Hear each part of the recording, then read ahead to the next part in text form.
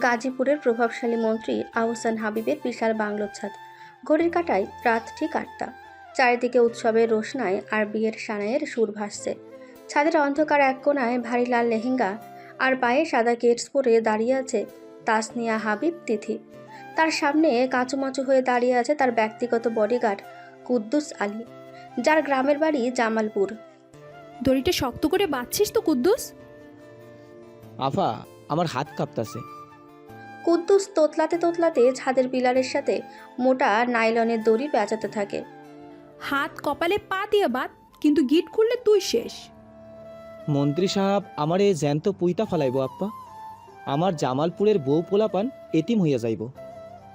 আর আমি কি তোকে বিরিয়ানি খাওয়াবো? তুই বাঁধবি নাকি আমি তোকে ছাদ থেকে ধাক্কা দিয়ে ফেলে দেব? তিথি চোখ টাঙিয়ে তাকায়।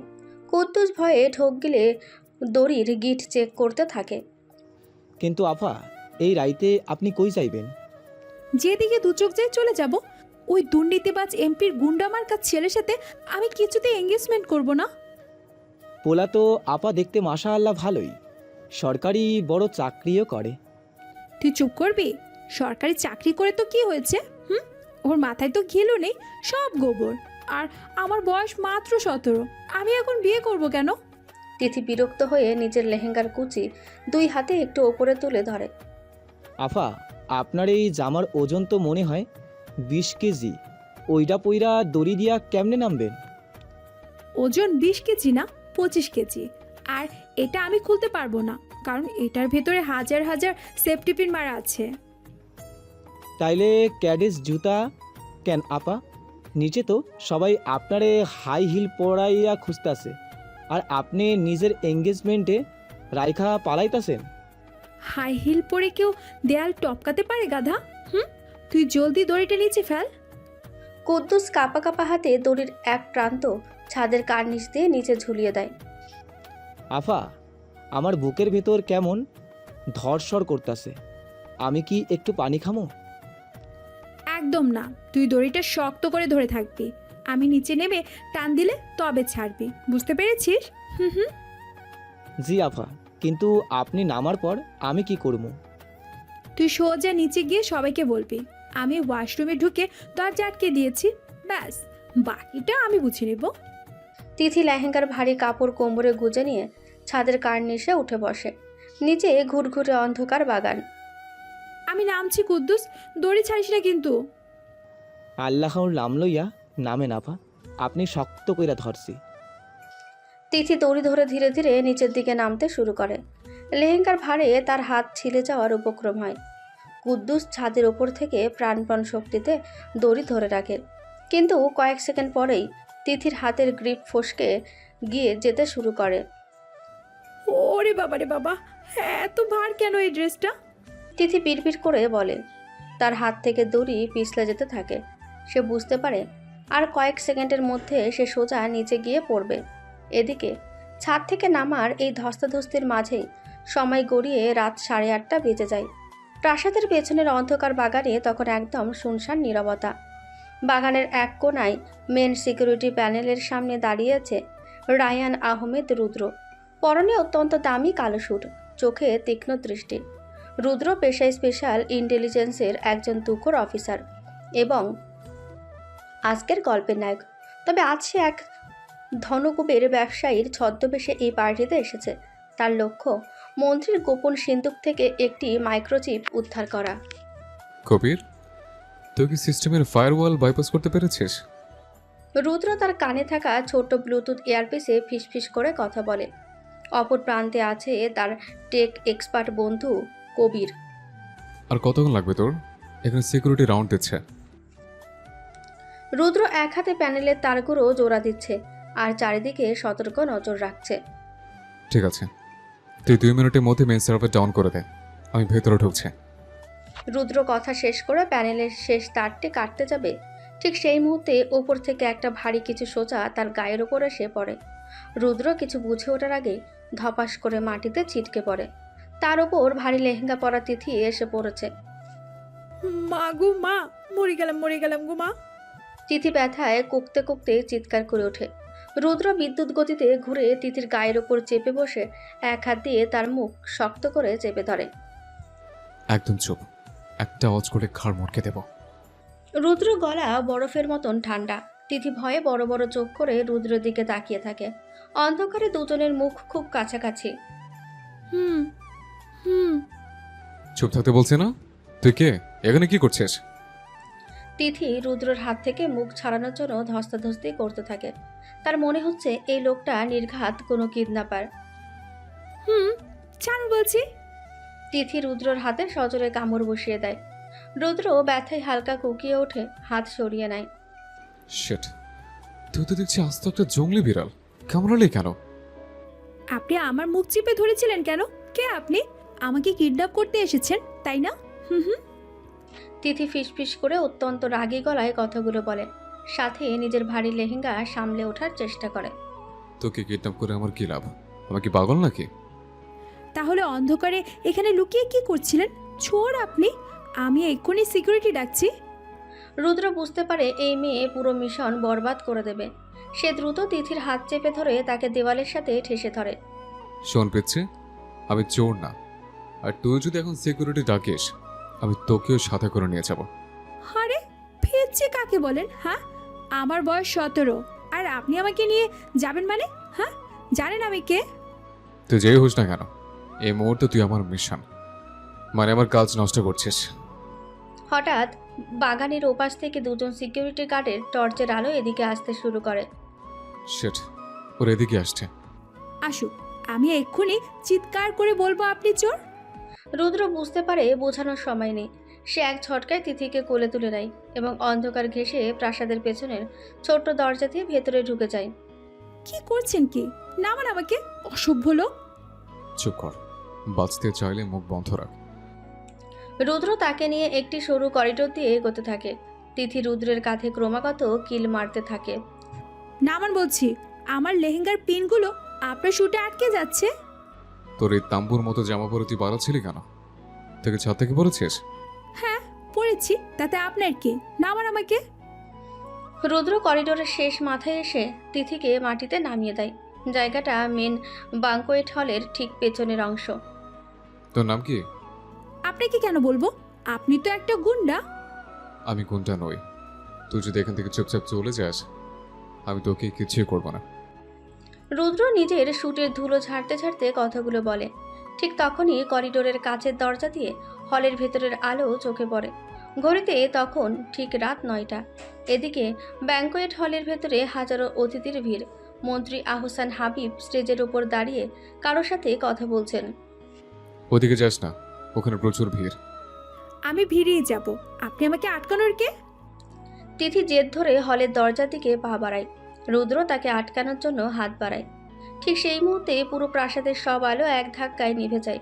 চারিদিকে ঘুটঘুটে অন্ধকার আর নিস্তব্ধতা নেমে আসে। কি হলো? কারেন্ট চলে গেল কেন? চুপ, একদম কথা বলবি না। রুদ্রের ইন্টেলিজেন্স মাইন্ড সাথে সাথে অ্যালার্ট হয়ে যায়।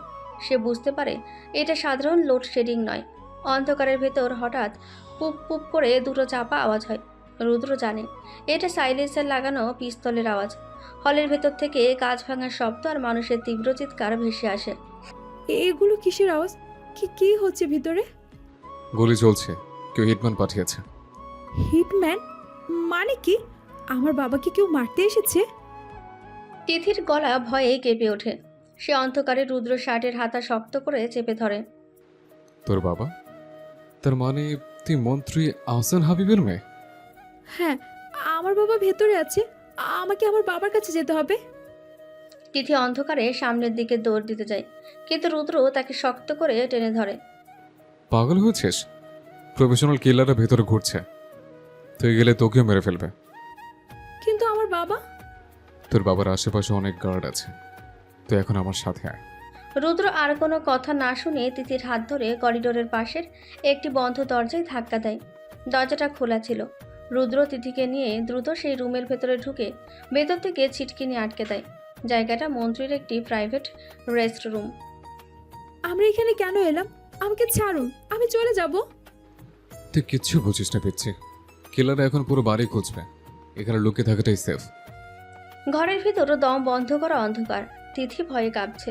রুদ্র দরজার ফাঁক দিয়ে বাইরের পরিস্থিতি বোঝার চেষ্টা করছে। কবির, তুই শুনতে পাচ্ছিস? তুই কি পেরিমিটার চেক করতে পারবি? রুদ্র আবার তার ইয়ারপিসে ফিসফিস করে কথা বলার চেষ্টা করে, কিন্তু কোনো নেটওয়ার্ক নেই। সিগন্যাল জ্যাম করে দেওয়া হয়েছে। আপনার কান থেকে ওটা কি আলো চলছে? আপনি পুলিশের লোক? তোর এত কথা বলার দরকার নেই, চুপচাপ ওই সোফাটা গিয়ে বস। হঠাৎ ঘরের পেছনের দিকের একটি পর্দা সরে যায়। অন্ধকারে কয়েকটি ক্যামেরার ফ্ল্যাশ পরপর জ্বলে ওঠে। ফ্ল্যাশের তীব্র আলোয় রুদ্র আর তিথি চোখ পিটপিট করে তাকায়। সেখানে 3 জন সাংবাদিক ক্যামেরা হাতে দাঁড়িয়ে আছে। এক্সক্লুসিভ নিউজ পেয়ে গেছি। মন্ত্রীর মেয়ে এঙ্গেজমেন্টের রাতে এক অজানা যুবকের সাথে গোপন রুমে। এরা কারা? এরা এখানে কি করছে? তিথি অবাক হয়ে সাংবাদিকদের দিকে তাকায়।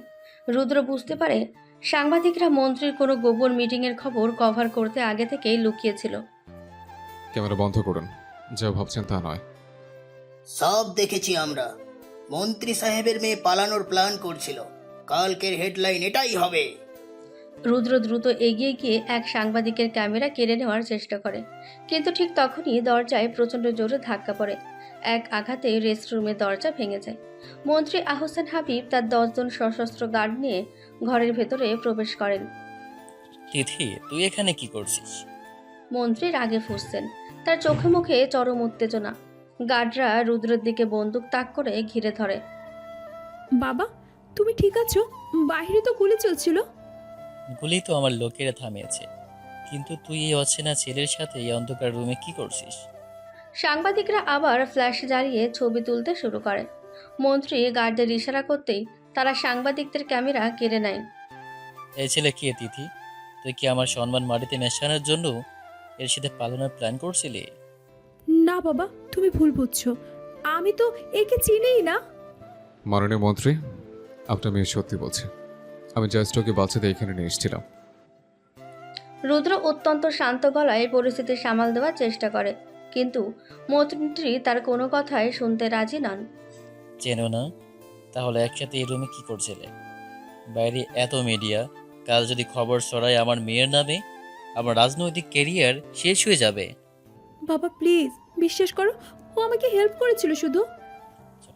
চুপ কর তুই। এমপির ছেলের সাথে আজ তোর আংটি বদল, আর তুই এই ছেলের সাথে ধরা পড়েছিস। মন্ত্রী আহসান হাবিব কিছুক্ষণ তীক্ষ্ণ চোখে রুদ্রের দিকে তাকিয়ে থাকেন।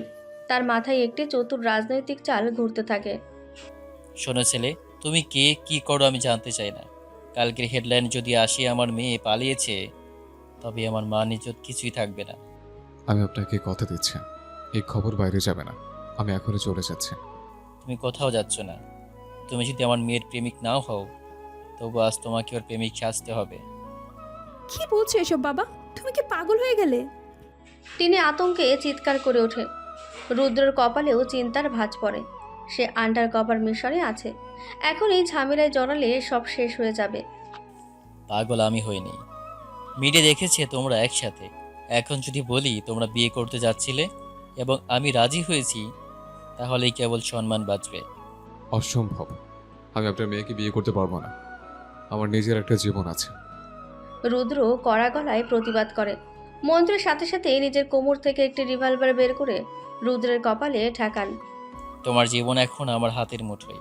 হয় তুমি এই মুহূর্তে কাজে রেখে আবার মেয়েকে বিয়ে করবে, নয়তো আজ রাতে এনকাউন্টারে মারা পড়বে। বাবা প্লিজ, ওকে মেরো না। আর আমি ওকে বিয়ে করতে পারবো না। তোর কোনো কথা আমি শুনবো না তিথি। এই গার্ড, জলদি কাজীকে হলের ভেতর থেকে এখানে নিয়ে আয়। গার্ডরা দৌড়ে যায়। রুদ্র বুঝতে পারে এখন প্রতিবাদ করলে তার আসল পরিচয় ফাঁস হয়ে যাবে এবং মিশন পুরোপুরি ফেল করবে। আপনি আমাকে ব্ল্যাকমেল করছেন মন্ত্রী সাহেব। এর ফল কিন্তু ভালো হবে না।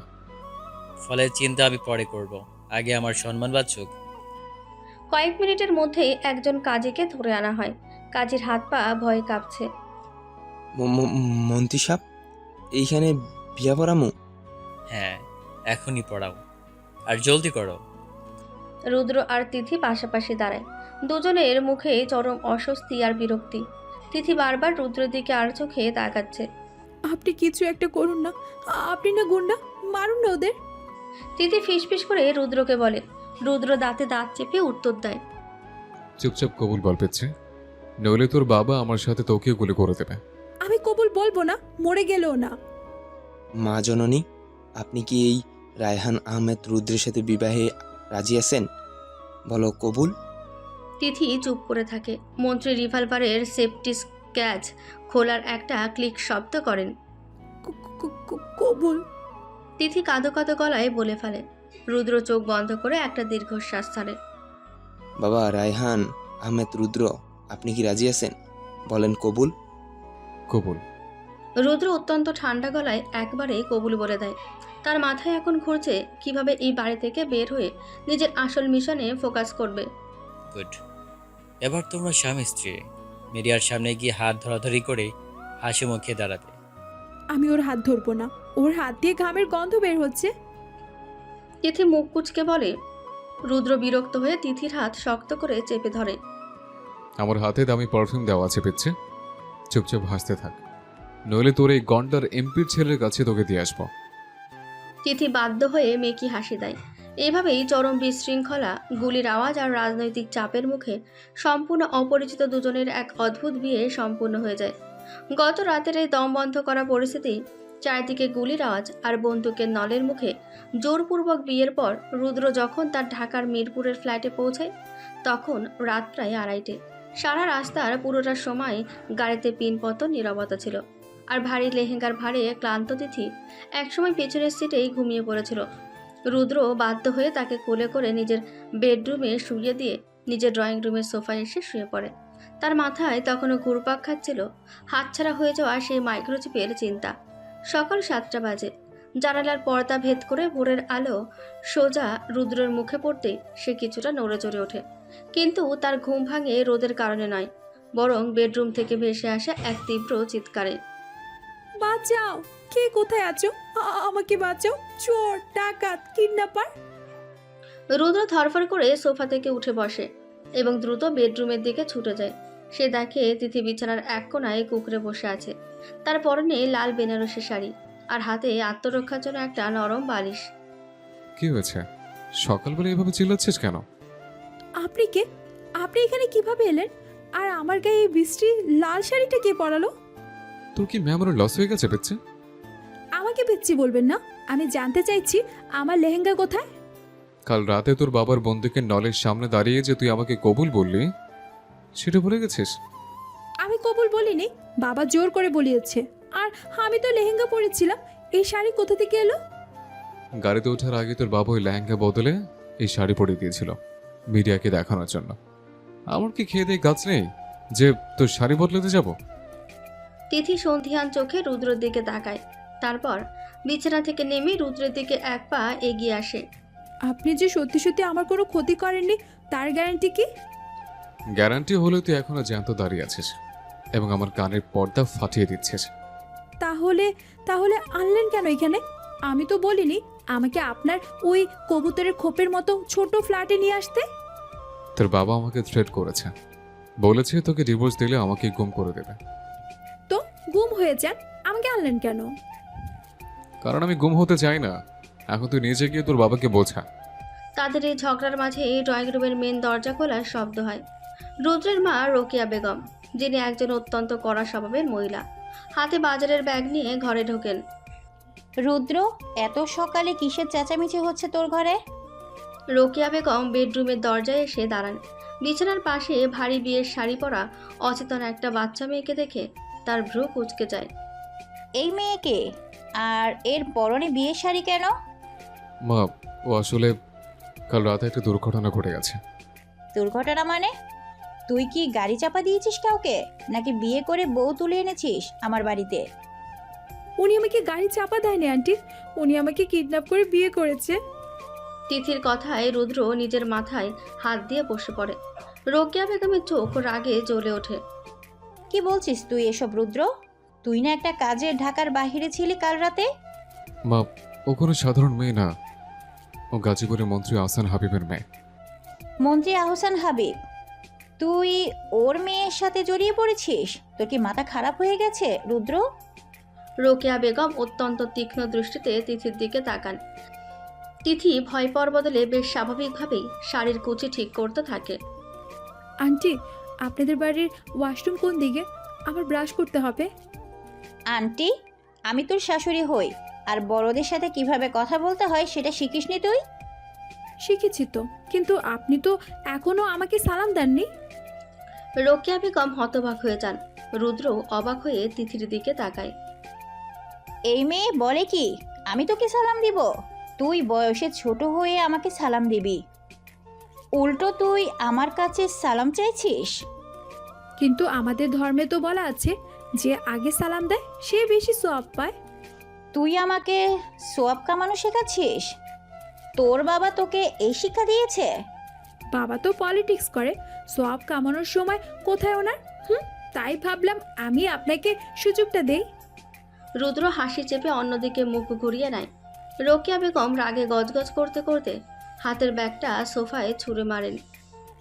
তোর এই বেয়াদব বউকে সামলা রুদ্র, আমি বলে দিচ্ছি এই মেয়ে এই বাড়িতে এক মুহূর্ত টিকতে পারবে না। মা প্লিজ একটু শান্ত হও, আমি আজ একটা ব্যবস্থা করছি।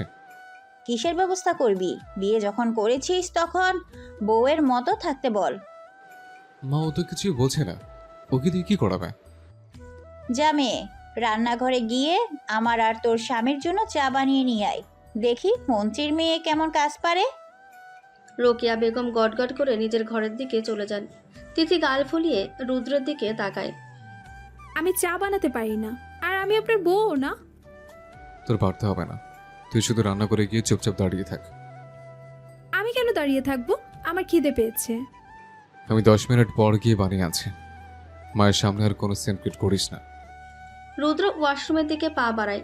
তিথি মুখ বাঁকিয়ে রান্নাঘরের দিকে হাঁটা দেয়। ভারী শাড়ির কারণে সে ঠিকমতো হাঁটতেও পারছে না। রান্নাঘরে ঢুকে তিথি এদিক ওদিক তাকায়। তার প্রচণ্ড ক্ষুধা পেয়েছে। চুলার ওপর চায়ের হাঁড়ি রাখা, কিন্তু সেদিকে তার কোনো ভ্রুক্ষেপ নেই। এদের ফ্রিজে কি কোনো মানুষের খাবার নেই? সব তো দেখি কাঁচা মাছ আর মাংস। তিথি ফ্রিজ ঘেটে একটা দুধের প্যাকেট বের করে। তারপর ক্যাবিনেট খুঁজে এক বয়াম কোকো পাউডার আর চিনি বের করে ফেলে। চা খাবে তারা। আমার এখন চকলেট মিল্কশেক খেতে মন চাইছে। তিথি ব্লেন্ডারের জগ বের করে দুধ, চিনি আর কোকো পাউডার একসাথে মিশিয়ে বোতাম চেপে দেয়। প্রচণ্ড শব্দে ব্লেন্ডার চলতে শুরু করে। অন্যদিকে রুদ্র ওয়াশরুম থেকে বের হয়ে নিজের ঘরে আসে। তার ফোনটা তখন ভাইব্রেট করছিল। স্ক্রিনে তার কলিগ কবিরের নাম ভাসছে। হ্যালো কবির, বল। দোস্ত, কাল রাতে মিশন তো পুরো ফেল, কিন্তু তুই এখান থেকে পালালি কিভাবে? আমি পালাইনি, আমি ফেসে গেছি। ফেসে গেছিস মানে কি? কেউ কি তোকে চিনে ফেলেছে? কেউ চেনে নেই, কিন্তু আমাকে মন্ত্রীর মেয়েকে বিয়ে করে বাড়ি ফিরতে হয়েছে। কি বলছিস তুই? পাগল হয়ে গেলি নাকি? স্পেশাল ইন্টেলিজেন্সের অফিসার হয়ে মিশনে গিয়ে মিশন সাকসেস না করে তুই টার্গেটের মেয়েকে বিয়ে করে ফেলেছিস? আস্তে কথা বল, আমি ইচ্ছে করে করিনি। মন্ত্রী মিডিয়ার সামনে বন্দুক ঠেকিয়ে বিয়ে পড়িয়েছে। তাহলে এখন ওই মেয়ে কোথায়? তুই কি ওকে তোর ফ্ল্যাটে নিয়ে গেছিস? হ্যাঁ, আর কোথায় আনবো? মা তো সকাল থেকে আমাকে বকাচকা শুরু করেছে। মা তো বকবেই। তা মেয়েটা কেমন দেখতে? কি খুব সুন্দর? তুই চুপ করবি কবির? মেয়েটার বয়স মাত্র 17, দেখতে একদম বাচ্চাদের মতো, আর ওর বুদ্ধি শুদ্ধি বাচ্চাদের মতোই। যাই হোক, এখন ওকে নিয়ে কি করবি? হেডকোয়ার্টারে জানাজা হলে তো তোর চাকরি নিয়ে টানাটানি হবে। আমি ওকে 2-1 দিনের মধ্যে ওর বাবার কাছে পাঠিয়ে দেব। তুই শুধু কাল রাতের সিসিটিভি ফুটেজগুলো জোগাড় কর। ঠিক আছে, আমি দেখছি। তুই সাবধানে থাকিস। রুদ্র ফোনটা পকেটে রেখে একটা দীর্ঘশ্বাস ছাড়ে। ড্রয়িং রুমের দিক থেকে সে কোনো শব্দ শুনতে পাচ্ছে না। সে ভেবেছিল মেয়েটা হয়তো রান্নাঘরে চুপচাপ দাঁড়িয়ে আছে। রুদ্র ড্রয়িং রুমে এসে যে দৃশ্য দেখে তাতে তার চোখ কপালে ওঠার উপক্রম হয়। তিথি ড্রয়িং রুমের সোফায় পা তুলে বসে আছে। তার কোলে একটা বিশাল কাচের গ্লাস, যার ভেতরে গাঢ় বাদামি রঙের চকলেট মিল্কশেক, আর টিভির স্ক্রিনে বিকট শব্দে টম অ্যান্ড জেরি কার্টুন চলছে। তুই এটা কি করছিস? দেখছেন না টম অ্যান্ড জেরিটাকে ধরবে? মা তোকে চা বানাতে বলেছিল না? আমি তো চা খাই না।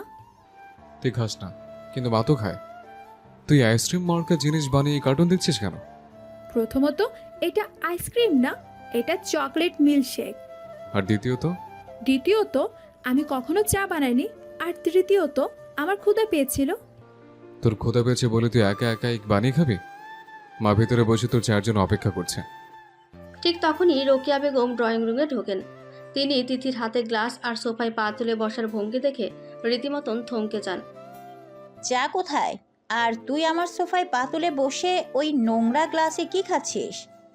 এটা নোংরা না শাশুড়ি মা, আমি গ্লাসটা ভালো করে ধুয়ে নিয়েছি।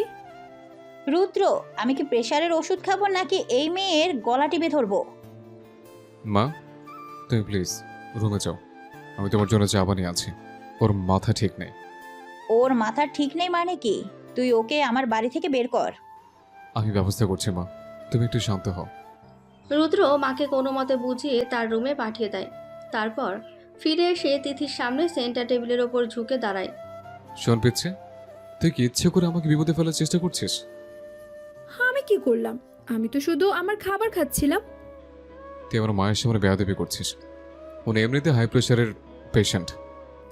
আপনার মা তো এসে আমার সাথে খারাপ ব্যবহার শুরু করেছেন, আমি তো ওনাকে কিচ্ছু বলিনি। তুই একটা কথা মাথায় রাখ, এই বিয়েটা একটা চুক্তি ছাড়া আর কিছুই না। আমি তো আর আপনাকে ভালোবেসে বিয়ে করিনি। পরিস্থিতি ঠান্ডা হলে আমি তোকে তোর বাবার কাছে দিয়ে আসবো। আমি আর ওই বাড়িতে ফিরে যাব না। ওই লোকটা আমার আসল বাবা না। রুদ্র চমকে ওঠে। তিথির গলা স্বর হঠাৎ করে একদম পাল্টে গেছে। সেই বাচ্চা স্বভাবের কোনো লেশ নেই তার কথায়। তার মানে মন্ত্রী আহসান হাবিব তোর বাবা না? না, উনি আমাকে দত্তক নিয়েছিলেন। কাল রাতে যে গুলি চলছিল ওটা ওনাকে মারার জন্য নয়? না, ওটা আমাকে মারার জন্য এসেছিল। রুদ্র গভীরভাবে তিথির চোখের দিকে তাকায়। সে বুঝতে চেষ্টা করছে মেয়েটা সত্যি বলছে কিনা। তোকে মারতে কেন আসবে কেউ? তোর মতো একটা পিচ্চি মেয়ের সাথে কার কি শত্রুতা থাকতে পারে? সেটা আমি আপনাকে কেন বলবো? আপনি তো একটা সাধারণ পুলিশ অফিসার। আমি পুলিশ অফিসার না। আমি জানি আপনি কি। আপনি কি আমাকে বাঁচাতে পারবেন? তুই আমার পেশা সম্পর্কে কিভাবে জানলি? আমি তো তোকে বলিনি। রুদ্রর বেশি শক্ত হয়ে ওঠে। সে দ্রুত তিথির দিকে একটু এগিয়ে বসে। তার চোখে এখন সন্দেহের ছায়া। কাল রাতে যখন আপনার পকেটে আমার হাত লেগেছিল তখন আমি আপনার আইডির ব্যাজটা ছুঁয়েছিলাম। ব্যালজ ছুঁয়ে তুই বুঝে গেলে আমি কে? ওই ধরনের মেটাল ব্যাজ শুধু স্পেশাল ইন্টেলিজেন্স ফোর্সের লোকেরাই ব্যবহার করে। তুই তো দেখছি বাইরে থেকে যতটা বোকা সাজিস আসলে ততটা বোকা নোস। বোকা হলে কি আর সেই মন্ত্রীর বাড়িতে 1 বছর বেঁচে থাকতে পারতাম? তিথি মিল্কশেকের গ্লাসটা টেবিলের ওপর রেখে রুদ্রের দিকে সরাসরি তাকায়। তার চোখে একটা বয়স্ক মানুষের মতন পরিপক্কতা। তোর আসলে পরিচয় কি তিথি? সেটা এখন আপনার জানা দরকার নেই। আর তোর বাবা যদি তোকে দত্তক নিয়ে থাকে তাহলে কাল রাতে মিডিয়ার সামনে এরকম নাটক কেন করলো? কারণ আমার নামে অনেক টাকা আছে। আমি মরে গেলে ওই টাকা উনি পাবেন না। কত টাকা? আপাতত সেটা না জানলেও চলবে। আপনি শুধু আমাকে একটা কথা বলুন। কি কথা? আপনি কি আমাকে প্রোটেকশন দিতে পারবেন? রুদ্র কিছুক্ষণ চুপ করে থাকে। সে বুঝতে পারে সে এক বিশাল গ্যাংয়ের মাঝে ফেসে গেছে। এই মেয়েটার মধ্যে কোনো গভীর রহস্য আছে। আমি কোনো তোকে প্রোটেকশন দেব? আমার নিজের কাজ আছে। কারণ আপনি এখন আমার লিগ্যাল হাজব্যান্ড। আমাকে রক্ষা করা আপনার দায়িত্ব। তিতির কথা শুনে রুদ্র একটা তাচ্ছিল্যের হাসি হাসে। কাল রাতের ওই বন্দুকের জোরের বিয়েকে আমি বিয়ে মানি না। মানতে তো আপনাকে হবেই অফিসার সাহেব। কি বলতে চাস তুই? কারণ আপনি যদি আমাকে তাড়িয়ে দেন আমি সোজা গিয়ে মিডিয়াকে বলবো যে আপনি একজন আন্ডার কভার অফিসার। তুই আমাকে ব্ল্যাকমেল করছিস? আপনি এটাকে ব্ল্যাকমেল বলতে পারেন, আবার মিউচুয়াল বেনিফিটও বলতে পারেন। তোর সাথে আমার কিসের বেনিফিট? আমি আপনাকে আপনার মিশনে সাহায্য করব আর আপনি আমাকে বাঁচিয়ে রাখবেন। রুদ্র অবাক হয়ে মেয়েটার দিকে তাকিয়ে থাকে। কয়েক মিনিট আগেও যে মেয়েটা চকলেট মিল্কশেক খেয়ে কার্টুন দেখছিল সে এখন একটা ঠান্ডা মাথার পলিটিশিয়ানের মতন কথা বলছে। আমার মিশনে তুই কিভাবে সাহায্য করবে? তুই তো একটা বাচ্চা মেয়ে। আমি বাচ্চা মেয়ে হতে পারি, কিন্তু ওই বাড়ির সিকিউরিটি সিস্টেম আমার নখদর্পণে। আর কি জানিস তুই? বাবার সিন্ধুকের পাসওয়ার্ড আর সব কালো টাকার হিসেব আমি জানি। রুদ্র চোখ চকচক করে ওঠে। সে যে মাইক্রোচিপটা চুরি করতে গিয়েছিল সেটা এই মেয়েটার সাহায্য ছাড়া পাওয়া প্রায় অসম্ভব। তার মানে তুই আমাকে ওই মাইক্রোচিপটা এনে দিবি? হ্যাঁ দেব, কিন্তু তার আগে আপনাকে আমার একটা শর্ত মানতে হবে। কি শর্ত? আমাকে শাড়ি পরা শিখিয়ে দিতে হবে। রুদ্র সিরিয়াস মুডটা আবার এক মুহূর্তে উধাও হয়ে যায়। সে বিরক্তিতে নিজের কপাল ঘষতে থাকে। আমি তোকে শাড়ি পরে শেখাবো। আমি কি দর্জি নাকি যে শাড়ি পরে শেখাবো? ওই 25 কেজি ওজনের কাপড় পরে আমি এক পাও হাঁটতে পারছি না। আমি শাড়ি বাঁধতে জানি না। তাহলে আপনার মাকে বলুন আমাকে পরিয়ে দিতে। মায়ের কাছে তোর যাওয়ার দরকার নেই। ওনার যে মেজাজ তোকে মেরেই ফেলবে। তাহলে আমি কি করব? আমার তো কোনো জামা কাপড় এখানে নেই। তুই রুমে যা, আমি আমার আলমারি থেকে তোকে একটা টি শার্ট আর ট্রাউজার বের করে দিচ্ছি। আপাতত ওগুলো পরে থাক। তিথি খুশি হয়ে মাথা নাড়ে। সে সোফা থেকে ওঠার চেষ্টা করে, কিন্তু শাড়ির কুচিতে পা আটকে সোজা সামনের দিকে পড়ে যেতে নাই। রুদ্র দ্রুত হাত বাড়িয়ে তিথিকে ধরে ফেলে। তিথির মুখ গিয়ে পড়ে রুদ্রের বুকের ওপর। দুজনের চোখাচোখি হয়। এক মুহূর্তের জন্য পুরো ড্রয়িং রুমের পরিবেশ একদম শান্ত হয়ে যায়। আমি আসলে পা পিছলে। তুই কি চোখ বন্ধ করে হাঁটিস? সোজা হয়ে তারা। রুদ্র খুব সাবধানে তিথিকে সোজা করে দাঁড় করিয়ে দেয়, তবে তার গলার স্বর আগের মতন অতটা রুক্ষ নয়। ধন্যবাদ। কিসের জন্য? আপনি বাহির থেকে যতটা খিটখিটে, ভেতর থেকে ততটা খারাপ নন। তুই সাইকোলজি ক্লাস নিতে হবে না, সোজা রুমে গিয়ে বস। জামাগুলো কি আপনি দিয়ে আসবেন? হ্যাঁ, আমি আছি। তুই আর কোনো নতুন ঝামেলা পাকাস না। তিথি গুটি গুটি পায়ে বেডরুমের দিকে চলে যায়। রুদ্র সোফায় বসে একটা গভীর শ্বাস নেয়।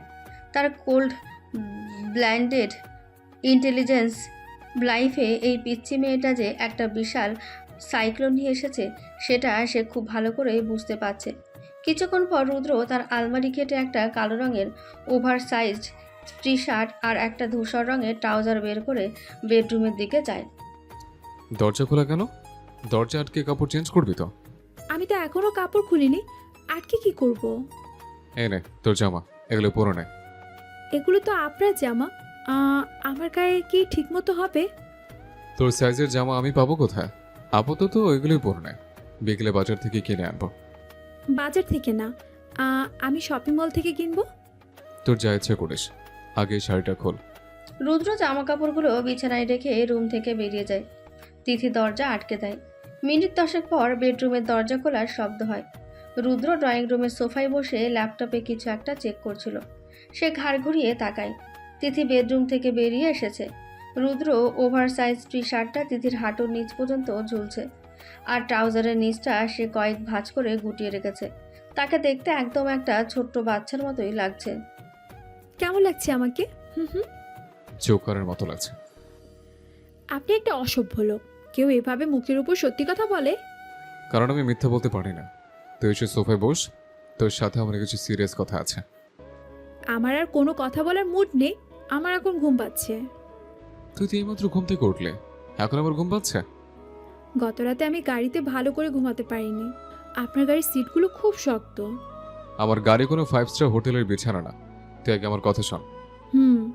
কি কথা? কাল রাতে তোকে কে মারতে এসেছিল? তুই কি কাউকে সন্দেহ করিস? বাবার ডান হাত মির্জা আঙ্কেলকে আমার সন্দেহ হয়। মির্জা? কেন?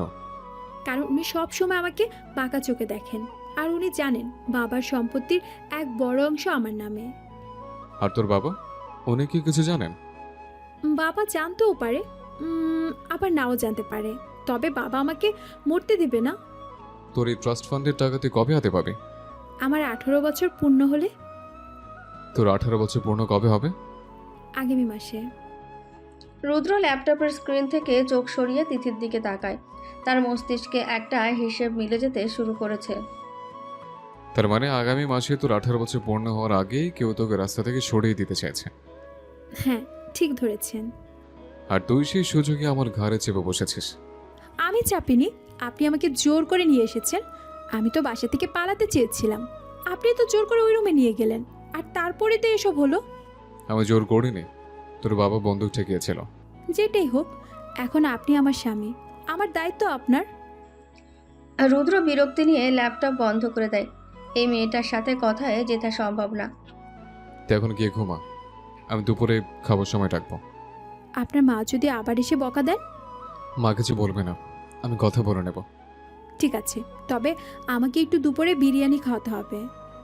তুই কি বিরিয়ানি খাওয়ার জন্য এখানে এসছিস? আপনার বাড়িতে কি বিরিয়ানিও নেই? নেই, আমি নিজে রান্না করে খাওয়াবো। তুই এখন যা। তিথি মুখ বাঁকিয়ে বেডরুমের দিকে চলে যায়। রুদ্র সোফায় হেলান দিয়ে চোখ বন্ধ করে। তার সামনে এখন একটা জোড়া চ্যালেঞ্জ। একদিকে তার মিশন, অন্যদিকে এই অদ্ভুত রহস্যময় মেয়েটাকে বাঁচিয়ে রাখা। সকালের এআই অদ্ভুত আর হাস্যকর পরিস্থিতির পর বেশ কয়েক ঘন্টা কেটে যায়। দুপুর ঠিক 1টা বাজে। রুদ্রর ফ্ল্যাটের এখন দুপুরের রোদের কড়া আলো এসে পড়ছে। রুদ্র ড্রয়িং রুমের সোফায় বসে নিজের ল্যাপটপে গভীর মনোযোগ দিয়ে কিছু কাজ করছে। ল্যাপটপের চার্জারটা মাল্টিপ্লাগের সাথে লাগানো। এমন সময় রান্নাঘর থেকে হাতের কাজ ছেড়ে রোকেয়া বেগম রুদ্রের বেডরুমের দিকে যান, মেয়েটাকে দুপুরের খাবার জন্য ডাকতে। কিন্তু দরজা অর্ধেক খোলাই ছিল, আর ভেতরের দৃশ্য দেখে তার চোখ কপালে ওঠে। হিয়া মাবুদ, এই মেয়ে, তুই এগুলো কি পরে আছিস? তিথি রুদ্রের বিশাল সাইজের কালো টি শার্ট আর গুটিয়ে রাখা ট্রাউজার পরে বিছানায় বসে পা তুলাচ্ছিল। রোকেয়া বেগমের চিৎকারে সে চমকে ওঠে। কেন শাশুড়ি মা, আমি তো জামা কাপড়ই পরে আছি। তোর নিজের কোনো শালীনতা নেই? তুই আমার ছেলের জামা পরে বসে আছিস? আমার তো কোনো জামা নেই এখানে, আর আপনার ছেলে তো আমাকে এগুলো পরতে দিল। আমার ছেলে তো একটা গাধা, কিন্তু তোর তো আক্কেল থাকা উচিত। একটা নতুন বউ এমন ছেলেদের মতো কাপড় পরে থাকে? নতুন বউরা তাহলে কি পরে শাশুড়ি মা? ওই 25 কেজি ওজনের শাড়ি? মুখে মুখে তর্ক করবি না একদম। এক্ষুনি আমার সাথে ড্রয়িং রুমে আয়। রোকেয়া বেগম নিজের আলমারি থেকে একটা হালকা সুতির শাড়ি বের করে তিথির হাতে ধরিয়ে দেন এবং তাকে প্রায় টেনে ড্রয়িং রুমে নিয়ে আসেন। রুদ্র, তুই ল্যাপটপ বন্ধ কর। তোর এই বেয়াদব বউকে আমি এখনই শাড়ি পরা শেখাবো। মা, আমি একটু জরুরি কাজ করছি, তোমার অন্য রুমে গিয়ে শেখো না। আমার রুমে এসি নেই, গরমে আমি সেদ্ধ হতে পারবো না। তুই তোর কাজ কর, আমরা তো আর তোকে ডিস্টার্ব করছি না। রুদ্র একটা দীর্ঘশ্বাস ফেলে আবার ল্যাপটপের স্ক্রিনে মনোযোগ দেয়। তার কানে ইয়ারফোন, স্ক্রিনে কিছু এনক্রিপ্টেড ডেটা। নে ধর এই শাড়ির আঁচল, আগে কুচি করা শেখ। শাশুড়ি মা, এই শাড়িটা তো অনেক লম্বা, আমি এটা পরে হাঁটবো কিভাবে? সব মেয়েরাই শাড়ি পরে হাঁটে, তুই কি আকাশ থেকে পড়েছিস? কিন্তু আমি তো জিন্স আর ফতুয়া পরতেই বেশি পছন্দ করি। আমার বাড়িতে ওসব বেহায়াপনা চলবে না। ডান হাত দিয়ে কুচিগুলো ধর। তিথি অত্যন্ত বিরক্তি নিয়ে শাড়ির কুচিগুলো ধরার চেষ্টা করে, কিন্তু সুতির কাপড় বারবার তার হাত থেকে ফসকে যাচ্ছে। উফ, এগুলো তো একসাথে থাকছে না। তোর মনোযোগ তো কাজের দিকে নেই, তুই তো শুধু বক বক করছিস। আপনি আমাকে বকা দিচ্ছেন কেন? আমি তো চেষ্টা করছি। তোর চেষ্টা দিয়ে আমার চুলা জ্বলবে না। শাড়িটা কোমরে গুজে সোজা হয়ে দাঁড়া। তিথি শাড়ির সামনের অংশটা কোনো মতে কোমরে গুজে পেছনের দিকে এক পা পিছাতে যায়। ঠিক তখনই তিথির পা সোজা গিয়ে পড়ে রুদ্রের ল্যাপটপের চার্জারের তারের ওপর। তারে টান পড়তে সেন্টার টেবিল থেকে ল্যাপটপটা সোজা মেঝেতে আছড়ে পড়ে। বিকট একটা শব্দ হয়। রুদ্রর ল্যাপটপের স্ক্রিন সাথে সাথে কালো হয়ে যায়। পুরো ড্রয়িং রুমের পিনপতন নীরবতা নেমে আসে। আল্লাহ গো, এই মেয়ে তো দেখছি সাক্ষাৎ একটা আপদ। রুদ্র চোয়ালের পেশি শক্ত হয়ে যায়। সে ধীরে ধীরে সোফা থেকে উঠে দাঁড়ায় এবং মেঝেতে পড়ে থাকা ল্যাপটপের দিকে তাকায়। তুই এটা কি করলে? আমি তো ইচ্ছে করে করিনি, আমার পা আটকে গিয়েছিল। তোর কি চোখ নেই? তুই দেখতে পাস না নিচে তার পড়ে আছে? আমি তো শাড়ির দিকে তাকিয়েছিলাম। তোর একটা ভুলের জন্য আমার কত বড় ক্ষতি হয়ে গেল তুই জানিস? রুদ্রের গলার আওয়াজ এতটা গম্ভীর আর ভয়ঙ্কর ছিল যে তিথি কয়েক পা পিছিয়ে যায়। তার চোখ দুটো পানিতে ছলছল করে ওঠে। আমি সত্যি খেয়াল করিনি। আপনি আমাকে এভাবে বকছেন কেন? কারণ তুই একটা আস্ত স্টুপিড, তোর কোনো কমন সেন্স নেই। রুদ্র, তুই ওকে এভাবে বকছিস কেন? ও তো শাড়ি পরতে গিয়ে পা পিছলে। মা, তুমি চুপ করো, ওর জন্য আমার ইম্পর্টেন্ট কাজটা নষ্ট হয়ে গেল। তিথি মাথা নিচু করে দাঁড়িয়ে থাকে, তার ঠোঁট কাঁপছে। রুদ্র রাগে ফুঁসতে ফুঁসতে তিথির দিকে এক পা এগোতেই সে থেমে যায়। তিথি ধীরে ধীরে মুখ তুলে রুদ্রের দিকে তাকায়। মেয়েটার চোখে জল টলমল করছে, কিন্তু রুদ্রের চোখ আটকে যায় অন্য একটা জায়গায়। তিথির চোখের দৃষ্টিতে শুধু ল্যাপটপ ভাঙার অপরাধ বোধ নেই, সেখানে একটা গভীর আদিম আতঙ্ক লুকিয়ে আছে। যেন রুদ্রের এই সামান্য ধমকেই মেয়েটার ভেতরের কোনো পুরনো ট্রমা জেগে উঠেছে। আমাকে আমাকে মারবেন না প্লিজ। তিথি অত্যন্ত অস্পষ্ট স্বরে প্রায় ফিসফিস করে কথাটি বলে। কথাটা শুনে রুদ্রের বুকটা ধক করে ওঠে। কি বলছিস তুই? আমি তোকে মারবো কেন? বাবা মানে উনি কোনো কিছু নষ্ট হলে আমাকে বেল্ট দিয়ে। তিথি কথাটা শেষ না করেই আবার মাথা নিচু করে ফেলে। তার হাত দুটো থরথর করে কাঁপছে। রুদ্রের ভেতরে সব রাগ মুহূর্তের মধ্যে জল হয়ে যায়। সে বুঝতে পারে এই মেয়েটা শুধু বোকা সাজার অভিনয় করে এসেছে। তার এই 19 বছরের জীবনে এমন কিছু অন্ধকার আছে যা সাধারণ মানুষের কল্পনার বাইরে। আমি তোকে মারবো না তিথি, আমি ওরকম মানুষ নই। সত্যি? হ্যাঁ সত্যি, তুই ভয় পাস না। রুদ্রের গলার স্বর এখন একদম শান্ত। সে নিচু হয়ে মেঝে থেকে ল্যাপটপটা তুলে নেয়। মেয়েটা এত ভয় পাচ্ছে কেন রুদ্র? আমি তোকে কিছুই বলিনি। মা, তুমি কি শাড়ি পরাটা পরে শিখিও, ওকে এখন একটু একা থাকতে দাও। আমি কি রান্নাঘরে গিয়ে বসবো? না, তুই বেডরুমে গিয়ে রেস্ট নে, আমি ল্যাপটপটা ঠিক করার ব্যবস্থা করছি। তিথি কোনো কথা না বলে শাড়িটা কোনো মতে সামলে ধরে ধীর পায়ে বেডরুমের দিকে চলে যায়। রুদ্র তার যাওয়ার পথের দিকে তাকিয়ে থাকে। এই প্রথমবার সে মেয়েটার জন্য নিজের ভেতরে একটা অদ্ভুত টান অনুভব করে। দুপুর গড়িয়ে বিকেল হয়ে আসে। ঘড়ির কাঁটায় তখন ঠিক 5টা বাজে। দুপুরের খাওয়া শেষ করে সবাই যার যার রুমে বিশ্রাম নিচ্ছে। রুদ্রের এই সাধারণ ফ্ল্যাটের নিচে একটা গোপন বেসমেন্ট আছে। বাইরে থেকে দেখলে মনে হবে এটা কোনো স্টোর রুম। এই বেসমেন্টের ভেতরেই রুদ্রের ব্যক্তিগত ইন্টেলিজেন্স ল্যাব। রুদ্র বেসমেন্টের একটা বড় মনিটরের সামনে বসে আছে। তার পাশে বসে আছে তার ইন্টেলিজেন্স টিমের টেক এক্সপার্ট বন্ধু কবির। দোস্ত, কাল রাতে সিসিটিভি ফুটেজগুলো আমি হ্যাক করে বের করেছি। প্লে কর, আমাকে মেইন গেটে ফুটেজটা দেখা। এই দেখ, রাত 8:20 মেন গেটে মন্ত্রীর ডান হাত মির্জা দাঁড়িয়ে আছে। মির্জা ওখানে কি করছিল? ওর তো বাঙ্কুয়েট হলে থাকার কথা। ওটাই তো সন্দেহ। দেখ, মির্জার পকেট থেকে একটা চাবি বের করে গার্ডকে দিচ্ছে। এর তো পেছনে বাগানে ছোট গেটের চাবি। ঠিক বলেছিস। আর তার ঠিক 10 মিনিট পরেই ওই গেট দিয়ে হিটম্যানগুলো ভিতরে ঢুকেছে। তার মানে মির্জা ওদের ভেতরে ঢোকার রাস্তা করে দিয়েছে। কিন্তু মির্জা মন্ত্রীকে মারতে যাবে কেন? ও তো মন্ত্রীর সবচেয়ে কাছের লোক। ওরা মন্ত্রীকে মারতে আসেনি কবির, ওরা এসেছিল তিথিকে মারতে। তিথিকে? ওই পিচি মেয়েকে মেরে কার কি লাভ? লাভ আছে। তিথির নামে 1000 কোটি টাকার একটা ট্রাস্ট ফান্ড আছে। ও মরলে ওই টাকাটা মির্জা বন্যাকেও হাতিয়ে নিতে পারবে। ভাই, তুই তো একটা আস্ত বারোদের স্তবে বসে আছিস। এই মেয়েকে নিয়ে তুই বাঁচবি কিভাবে? বাঁচতে আমাকে হবে, আমাকে আগে মাইক্রোচিপটা উদ্ধার করতে হবে। ঠিক সেই মুহূর্তে বেসমেন্টের ভারী লোহার দরজার বাইরে একটা খসখস শব্দ হয়। বাইরে কেউ আছে মনে হচ্ছে। মা তো এই সময় ঘুমায়, কে আসতে পারে? রুদ্র ইশারা করে কবিরকে চুপ করতে বলে। সে অত্যন্ত দ্রুত নিজের কোমর থেকে একটি লোডেড গ্লক পিস্তল বের করে। রুদ্র পা টিপে টিপে দরজার দিকে এগোয়। তার চোখ মুখ একদম শক্ত। বেসমেন্টের বাইরে কেউ কিছু একটা খুঁজছে। দরজা খুলে আমি যদি শুট করতে বলি, তুই কভার ফায়ার দিবি? রেডি আছি। রুদ্র বাঁ হাত দিয়ে দরজার নবটা শক্ত করে ধরে এবং এক ঝটকায় দরজাটা খুলে ফেলে। ডান হাতে থাকা পিস্তলটা সে সোজা সামনের দিকে তাক করে। Hands up. কিন্তু দরজার বাইরে কোনো গুপ্ত ঘাতক নেই। সেখানে দাঁড়িয়ে আছে তিথি। তার পরনে এখনও সেই রুদ্রের বড় টি শার্ট, আর তার কোলে একটা ছোট্ট নোংরা বিড়ালছানা। মা গো, আপনি আমাকে গুলি করবেন কেন? তিথি ভয়ে বিড়ালছানাটাকে শক্ত করে জড়িয়ে ধরে প্রায় বসে পড়ার উপক্রম হয়। রুদ্র দুটো পিস্তলটা নিজের পিঠের পেছনে লুকিয়ে ফেলে। কবিরও হাঁপ ছেড়ে বাঁচে। চরম একটা উত্তেজনার মুহূর্তে হঠাৎ করেই একটা হাস্যকর পরিস্থিতিতে পরিণত হয়। তুই এখানে কি করছিস? এটা তো স্টোর রুম। আমি তো বিড়াল ছানা খুঁজছিলাম। আমার বাড়িতে বিড়াল কোত্থেকে আসবে? রাস্তার ওই পাশের ডাস্টবিন থেকে আমি নিয়ে এসেছি। ও খুব কাঁদছিল। তুই রাস্তা থেকে নোংরা বিড়াল তুলে আমার বাড়িতে নিয়ে এসছিস? ও তো নোংরা না, আমি ওকে বাথরুমে নিয়ে আপনার শ্যাম্পু দিয়ে গোসল করিয়েছি। রুদ্রর চোখ বড় বড় হয়ে যায়। কবির পেছন থেকে শব্দ করে হেসে ফেলে। তুই আমার দামি ইম্পোর্টেড শ্যাম্পু দিয়ে রাস্তার বিড়ালকে গোসল করিয়েছিস? আপনার শ্যাম্পুর গন্ধটা খুব সুন্দর, একদম স্ট্রবেরির মতো। ভাই, ভাবি তো চরম কিউট কাজ করেছে।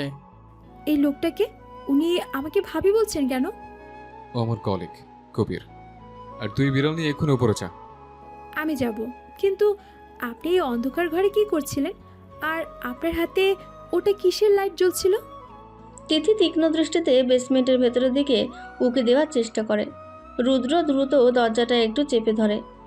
এখানে আমি কিছু পুরনো জিনিস খুঁজছিলাম। আপনার হাতে তো একটা বন্দুক ছিল, আমি দেখেছি। ওটা বন্দুক না, ওটা একটা ড্রিল মেশিন। আমি দেওয়াল ফুটো করার চেষ্টা করছিলাম। ঝিল মেশিন দিয়ে তো আপনি আমাকে হ্যান্ডস আপ করতে বললেন। আমি ভাবলাম কোনো চোর এসছে। তুই এত প্রশ্ন করছিস কেন? কারণ আমার সন্দেহ হচ্ছে কিসের সন্দেহ? আপনি এখানে বসে নিশ্চয়ই কোনো গোপন প্ল্যান করছেন, আমাকে জানাবেন না? তোর জানার কোনো দরকার নেই, তুই শুধু বিড়াল চামড়া। ঠিক আছে, জানাবেন না, কিন্তু বিড়ালটা তো ক্ষুধা পেয়েছে, ওকে দুধ কে দেবে? আমি কি এখন তোর বিড়ালকে দুধ খাওয়াবো? তাহলে আমি আপনার মাকে গিয়ে বলি আপনি এই ঘরে কী সব যন্ত্রপাতি নিয়ে বসে আছেন। তিথি বাঁকা হাসি দিয়ে রুদ্রের দিকে তাকায়। রুদ্র বুঝতে পারে এই মেয়েটা তাকে রীতিমতো ব্ল্যাকমেল করছে। ঠিক আছে, তুই ওপরে যা, আমি ফ্রিজ থেকে দুধ বের করে দিচ্ছি। আর শ্যাম্পুর বোতলটা ওয়াশরুমের ফ্লোরে পড়ে আছে, ওটাও তুলে রাখবেন। তুই একটা আস্ত শয়তান পেয়েছি। শয়তানের বউ তো শয়তানই হবে, তাই না অফিসার সাহেব? তিথি বিড়াল ছানাটাকে আদর করতে করতে উপরে চলে যায়। রুদ্র দরজার কাছে দাঁড়িয়ে একটা দীর্ঘশ্বাস ফেলে। দোস্ত, মেয়েটাকে তো সাংঘাতিক চালাক। আমি জানি ও আমাকে ব্যবহার করছে বাচ্চার জন্য, আর আমাকে ওকে ব্যবহার করতে হবে ওই চিপটার জন্য। কিন্তু তোর কি মনে হয় ও শেষ পর্যন্ত তোর সাথে বেইমানি করবে না? আমি জানি না কবির, এই মেয়েটার চোখের দিকে তাকালে আমার মনে হয় ও পৃথিবীর সবচেয়ে নিরীহ মানুষ। আবার ওর কথাবার্তা শুনলে মনে হয় একটা আস্ত ডেভিল। সাবধানে থাকিস ভাই, মন্ত্রী মেয়ে বলে কথা। তোর কাজ তুই কর, আমি আসছি। রুদ্র বেসমেন্টের দরজা আটকে দিয়ে ওপরের তলার দিকে পা বাড়ায়। তার মাথার ভেতর এখন অনেকগুলো ছক একসাথে ঘুরছে। এই পিচ্চি বউয়ের সাথে তার এই অদ্ভুত সংসারটা যে খুব শীঘ্রই একটা বড় ধরনের ঝড়ের মুখে পড়তে যাচ্ছে, সেটা সে খুব ভালো করেই বুঝতে পারছে। পরের দিন রাতে সে বিড়ালছানা পর্ব এবং চাপা উত্তেজনার পর সকালটা বেশ শান্তভাবে শুরু হয়েছিল। কিন্তু সকালে নাস্তার টেবিলে বসে তিথি এক অদ্ভুত বায়না ধরে বসে, যা শুনে রুদ্রের কপালে চিন্তার ভাঁজ আরও গভীর হয়। আমি আজ কলেজে যাব। তোর কি মাথা খারাপ হয়ে গেছে? রুদ্র চায়ের কাপটা টেবিলে নামিয়ে রেখে অত্যন্ত বিরক্তি নিয়ে তিথির দিকে তাকায়। মাথা খারাপ হবে কেন? আমার আজ কেমিস্ট্রি প্র্যাকটিক্যাল এক্সাম আছে। তুই কি কাল রাতের ঘটনাটা ভুলে গেছিস? তোকে কেউ খুঁজছে। খুঁজুক, তাই বলে কি আমি আমার পড়াশোনা ছেড়ে দিব? পড়াশোনা পরে করিস, আগে তোকে বাঁচতে হবে। আমি এক্সাম না দিলে ফেল করব, আর ফেল করলে বাবা আমাকে আস্ত রাখবে না। রোকেয়া বেগম রান্নাঘর থেকে পরোটা ভাজতে ভাজতে তাদের কথায় শুনছিলেন। তিনি একটা প্লেটে পরোটা নিয়ে ডাইনিং টেবিলে এসে রাখেন। ও যখন যেতে চাইছে তখন যেতে দেয় না রুদ্র। মা, তুমি পরিস্থিতি বুঝতে পারছো না, বাইরে ওর জন্য বিপদ আছে। বিপদ তো আমারও আছে। ও সারাদিন বাড়িতে থাকলে আমার প্রেশার এমনিতেই বেড়ে যায়। শুনলেন তো, শাশুড়ি মাও চাইছেন আমি কলেজে যাই। মা তোকে তাড়িয়ে বাঁচতে চাইছে, আর তুই সেটা নিয়ে গর্ব করছিস? যেটাই হোক, আমি কলেজে যাবই।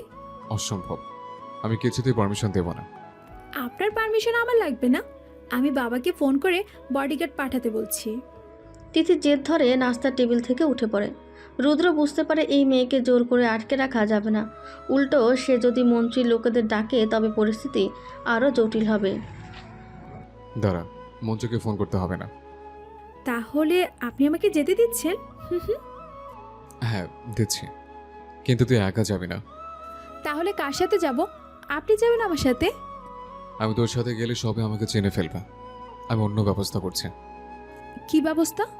তোর এই বোকা বডিগার্ড কুদ্দুসকে আমি খবর দিচ্ছি, ওর টিম নিয়ে তোকে এসকর্ট করে নিয়ে যাবে। কুদ্দুস তো একটা গাধা, ও আমাকে কিভাবে বাঁচাবে? ওকে শুধু তোর পাশে ছায়ার মতো থাকতে বলবি, বাকিটা আমি দেখছি। তিথি আর কোনো কথা না বাড়িয়ে নিজের ঘরে চলে যায় রেডি হওয়ার জন্য। রুদ্র দ্রুত তার ফোনটা বের করে কবিরকে একটা মেসেজ টাইপ করতে শুরু করে। সকাল 11টা।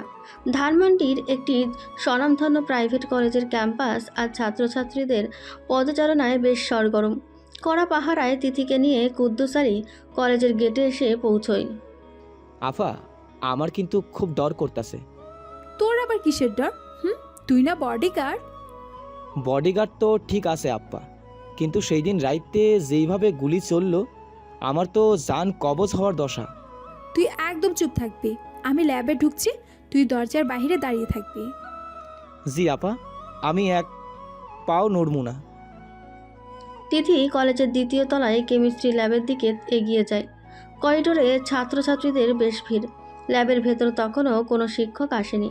তিথি তার নির্ধারিত ডেস্কে গিয়ে বসে নিজের ব্যাগ থেকে প্র্যাকটিক্যাল খাতা বের করে। ঠিক তখনই ল্যাবের পেছনের দরজা দিয়ে 3 জন ছাত্র ভেতরে ঢোকে। তাদের কাঁধে ব্যাগ, কিন্তু চোখে মুখে একটা অস্বাভাবিক কাঠিন্য। ছাত্র 3 জন ল্যাবের মেন দরজার কাছে গিয়ে ভেতর থেকে ছিটকে নিয়ে আটকে দেয়। তিথি খাতা থেকে মুখ তুলে সেদিকে তাকায়। তোমরা দরজা আটকাচ্ছ কেন? ছেলে 3টির মধ্যে একজন, যার মুখে একটা হালকা কাটা দাগ আছে, সে ধীর পায়ে তিথির ডেস্কের দিকে এগিয়ে আসে। দরজাটা আটকে দিলাম যাতে তোমার বডিগার্ড ভিতরে আসতে না পারে। মানে কি? তোমরা কারা? আমরা তোমার জম। কাল রাতে তুমি বেঁচে গেছো, কিন্তু আজ আর পালাতে পারবে না। তিথি আতঙ্কে কয়েক পা পিছিয়ে যায়। ছেলেটির কথা শেষ হতেই বাকি 2 জন তাদের ব্যাগের ভেতর থেকে ধারালো চাপাতি বের করে। ঠিক সেই মুহূর্তে ল্যাবের সাথে সংযুক্ত প্রিপারেশন রুমের দরজাটা ক্যাচ করে খুলে যায়। ভেতর থেকে বেরিয়ে আসেন একজন অত্যন্ত নার্ভাস চেহারা লোক। পরনে একটা ঢিলেঢালা পুরনো চেক শার্ট, চোখে মোটা ফ্রেমের চশমা, আর মাথায় চুলগুলো একপাশে চ্যাপটা করে আঁচড়ানো। হ্যাঁ, এক্সকিউজ মি, তোমরা কি সবাই সেকেন্ড ইয়ারের স্টুডেন্ট? লোকটির কাঁপা কাঁপা গলা আর হাতে ধরা একটা জ্যামিতি বক্স দেখে গুন্ডারা বিরক্ত হয়ে তার দিকে তাকায়।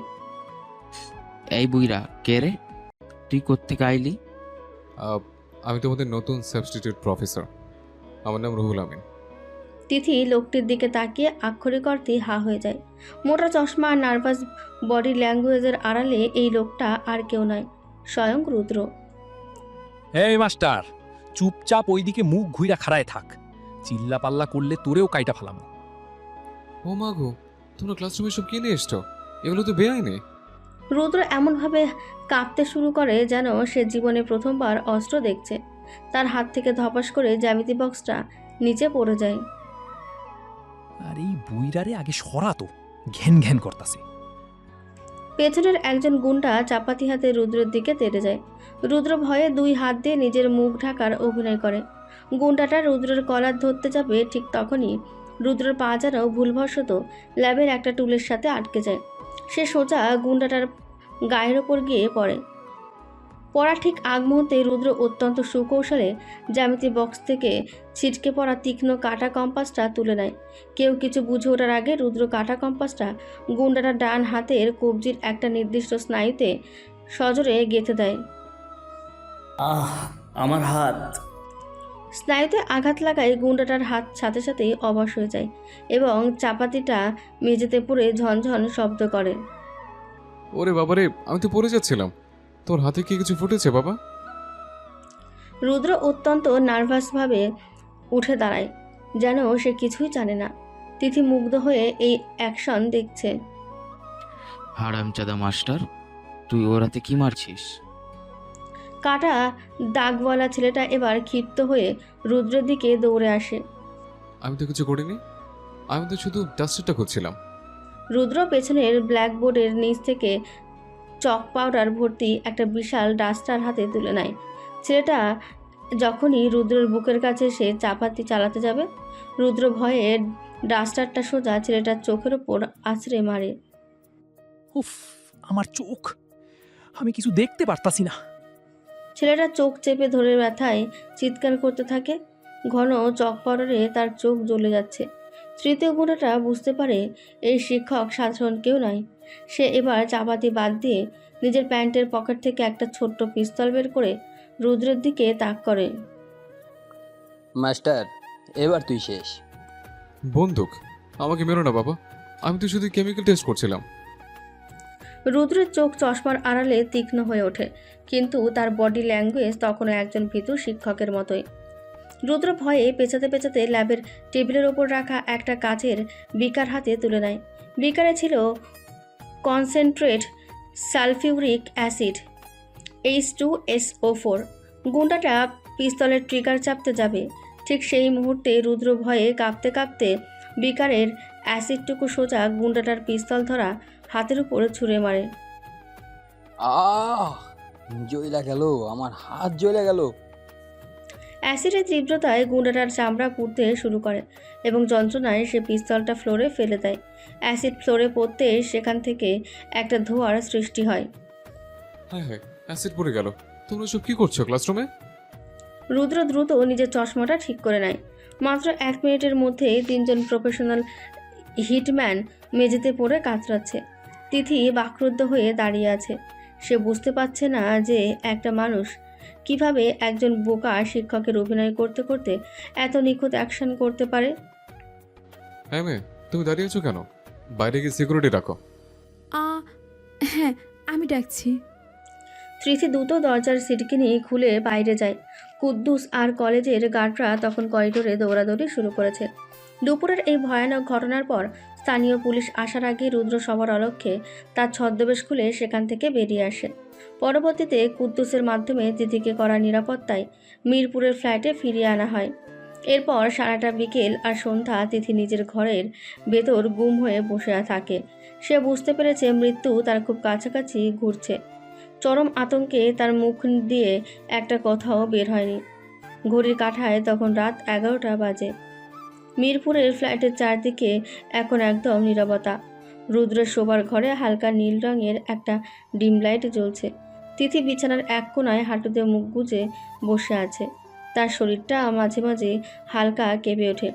তিথি তখন ঘরের দরজা ঠেলে রুদ্রর ভেতরে ঢোকে। তার হাতে 1 গ্লাস পানি। সে তার গম্ভীর চেহারাটা নিয়ে ধীরে ধীরে তিথির বিছানার পাশে এসে বসে।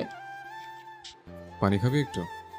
না, সকাল থেকে তো কিছুই খাসনি, শরীর তো দুর্বল হয়ে যাবে। আমার কিছু খেতে ইচ্ছে করছে না।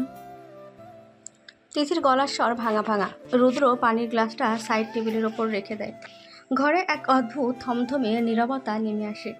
রুদ্র তিথির দিকে তাকিয়ে থাকে। দিনের বেলা যে মেয়েটা বোরিং প্রফেসরের অ্যাকশন দেখে অবাক হয়েছিল, সে এখন ভয়ে কুঁকড়ে আছে। ভয় পাচ্ছিস? হুম। আমি তো আছি, ভয় পাওয়ার কি আছে? তিথি আস্তে করে মুখ তুলে রুদ্রের দিকে তাকায়। তার চোখ দুটো টকটকে লাল। সে কোনো কথা না বলে হঠাৎ করে নিজের 2 হাত দিয়ে রুদ্রের ডান হাতটা শক্ত করে জড়িয়ে ধরে। রুদ্র চমকে ওঠে। তার মতন একজন স্পেশাল অফিসারের জীবনে এমন ইমোশনাল মুহূর্ত এর আগে কখনো আসেনি। সে হাতটা সরিয়ে নেওয়ার বদলে তিথির হাতটা হালকা করে চেপে ধরে। ওরা আমাকে মেরে ফেলবে, তাই না? আমি বেঁচে থাকতে কেউ তোর গায়ে একটা আঁচড়ও লাগাতে পারবে না। কিন্তু আপনি কতদিন আমাকে বাঁচাবেন? আপনি তো আমাকে ডিভোর্স দিয়ে চলে যাবেন। সেটা আমি পরে ভাববো, আগে তোকে জাল থেকে বের করতে হবে। তিথি রুদ্রের হাতটা নিজের কপালের সাথে ঠেকিয়ে চোখ বন্ধ করে একটা দীর্ঘশ্বাস ফেলে। সিনেমার মতন একটা অত্যন্ত স্নিগ্ধ নীরব পরিবেশ তৈরি হয় ঘরটার ভেতর। আপনি জানেন, যেদিন প্রাসাদে গুলি চলছিল আমি কিন্তু তখনও ভয় পাইনি। ভয় পাসনি কেন? কারণ আমি জানতাম ওগুলো আমার জন্য আসেনি। কিন্তু আজ সকালে তো তুই বুঝতে পেরেছিস যে টার্গেট তুই নিয়েছে। হ্যাঁ, আর আমি এটাও জানি ওগুলো কে করাচ্ছে। কি করাচ্ছে মির্জা? না, মির্জার এত সাহস নেই। তাহলে কে? তিথি রুদ্রের হাত ছেড়ে সোজা হয়ে বসে। তার চোখের দৃষ্টি এখন একদম স্থির আর তীক্ষ্ণ। আমার বাবা। কথাটা শুনে রুদ্রের কপালে ভাঁজ পড়ে যায়। সে ভ্রুকুচকে তিথির দিকে তাকায়। মন্ত্রী আহসান হাবিব, উনি তোকে কেন মারতে চাইবেন? কারণ উনি আমার আসল বাবা নন, উনি একজন খুনি। খুনি? তুই সব কি বলছিস তিথি? সেদিনও আধা কথা বলে আর বলিস না। আমি সব বলছি এখন। আমি যখন 5 বছরের ছিলাম তখন উনি আমার আসল বাবা মাকে খুন করেছিলেন। রুদ্র যেন শ্বাস আটকে আসে। সে অবিশ্বাস নিয়ে মেয়েটার দিকে তাকিয়ে থাকে। তুই সব আগে জানতে? তাহলে এতদিন ওই বাড়িতে থাকলে কিভাবে? কারণ আমার আর কোনো উপায় ছিল না। উনি আমাকে দত্তক নিয়েছিলেন শুধু আমার নামে থাকা 1000 কোটি টাকার ট্রাস্ট ফান্ডটার জন্য। কিন্তু তুই তো বললি 18 বছর বয়স হলে টাকাটা তুই পাবি। উনি তোকে এখন মারলে টাকা কিভাবে পাবেন? কারণ আমি যদি 18 বছর পূর্ণ হওয়ার আগে কোনো দুর্ঘটনায় মারা যাই, তাহলে ওই ট্রাস্টের সব টাকা লিগেলি গার্জিয়ান হিসেবে বাবার অ্যাকাউন্টে ট্রান্সফার হয়ে যাবে। মাই গড, তার মানে সেই রাতের হিটম্যানগুলো তোর বাবাই পাঠিয়েছিল? হ্যাঁ, আর উনি ভেবেছিলেন আমি মারা যাওয়ার পর উনি মিডিয়ার সামনে গিয়ে কান্নাকাটি করে মানুষের সিম্প্যাথি কুড়াবেন। রুদ্র স্তব্ধ হয়ে বসে থাকে। তার কাছে এখন পুরো ছকটা পরিষ্কার হয়ে যাচ্ছে। আহসান হাবিব কতটা ধূর্ত এবং ঠান্ডা মাথার খুনি সেটা বুঝতে রুদ্রর আর বাকি নেই। কিন্তু তুই সে রাতে পালাচ্ছিলে কেন? তুই তো মারা যাসনি। কারণ সেই রাতে আমার এঙ্গেজমেন্ট ছিল। এমপির ছেলের সাথে আমার বিয়ে হলে বাবা হয়তো আমাকে আরও মারার সুযোগ পেতেন না, তাই তিনি বিয়ের আগে আমাকে শেষ করতে চেয়েছিলেন। আর আমি মাঝখানে ঢুকে পড়ে তোর বাবার পুরো প্ল্যানটাই ভেস্তে দিয়েছে। হ্যাঁ, আর সেই জন্যই বাবা বাধ্য হয়ে মিডিয়ার সামনে আপনাকে আমার স্বামী হিসেবে মেনে নিয়েছেন, কারণ তিনি জানেন আপনি এখন আমার সাথে থাকলে আমাকে সহজে মারা যাবে না। রুদ্র একটা দীর্ঘশ্বাস ছেড়ে নিজের মুখটা 2 হাত দিয়ে ঘষে নেয়। তার সামনে এখন একটা বিশাল আন্ডারওয়ার্ল্ড পলিটিক্সের অন্ধকার দিক উন্মোচিত হয়েছে। তুই এত বছর ধরে সত্যিটা যেন একটা পিচ্চি মেয়ের মতো অভিনয় করে গেছিস। আমার তো আর কোনো রাস্তা ছিল না, আমাকে বাঁচতে হতো। তোর অনেক সাহস তিথি। আমার কোনো সাহস নেই, আমি শুধু একটা জিনিস চাই। কি চাস তুই?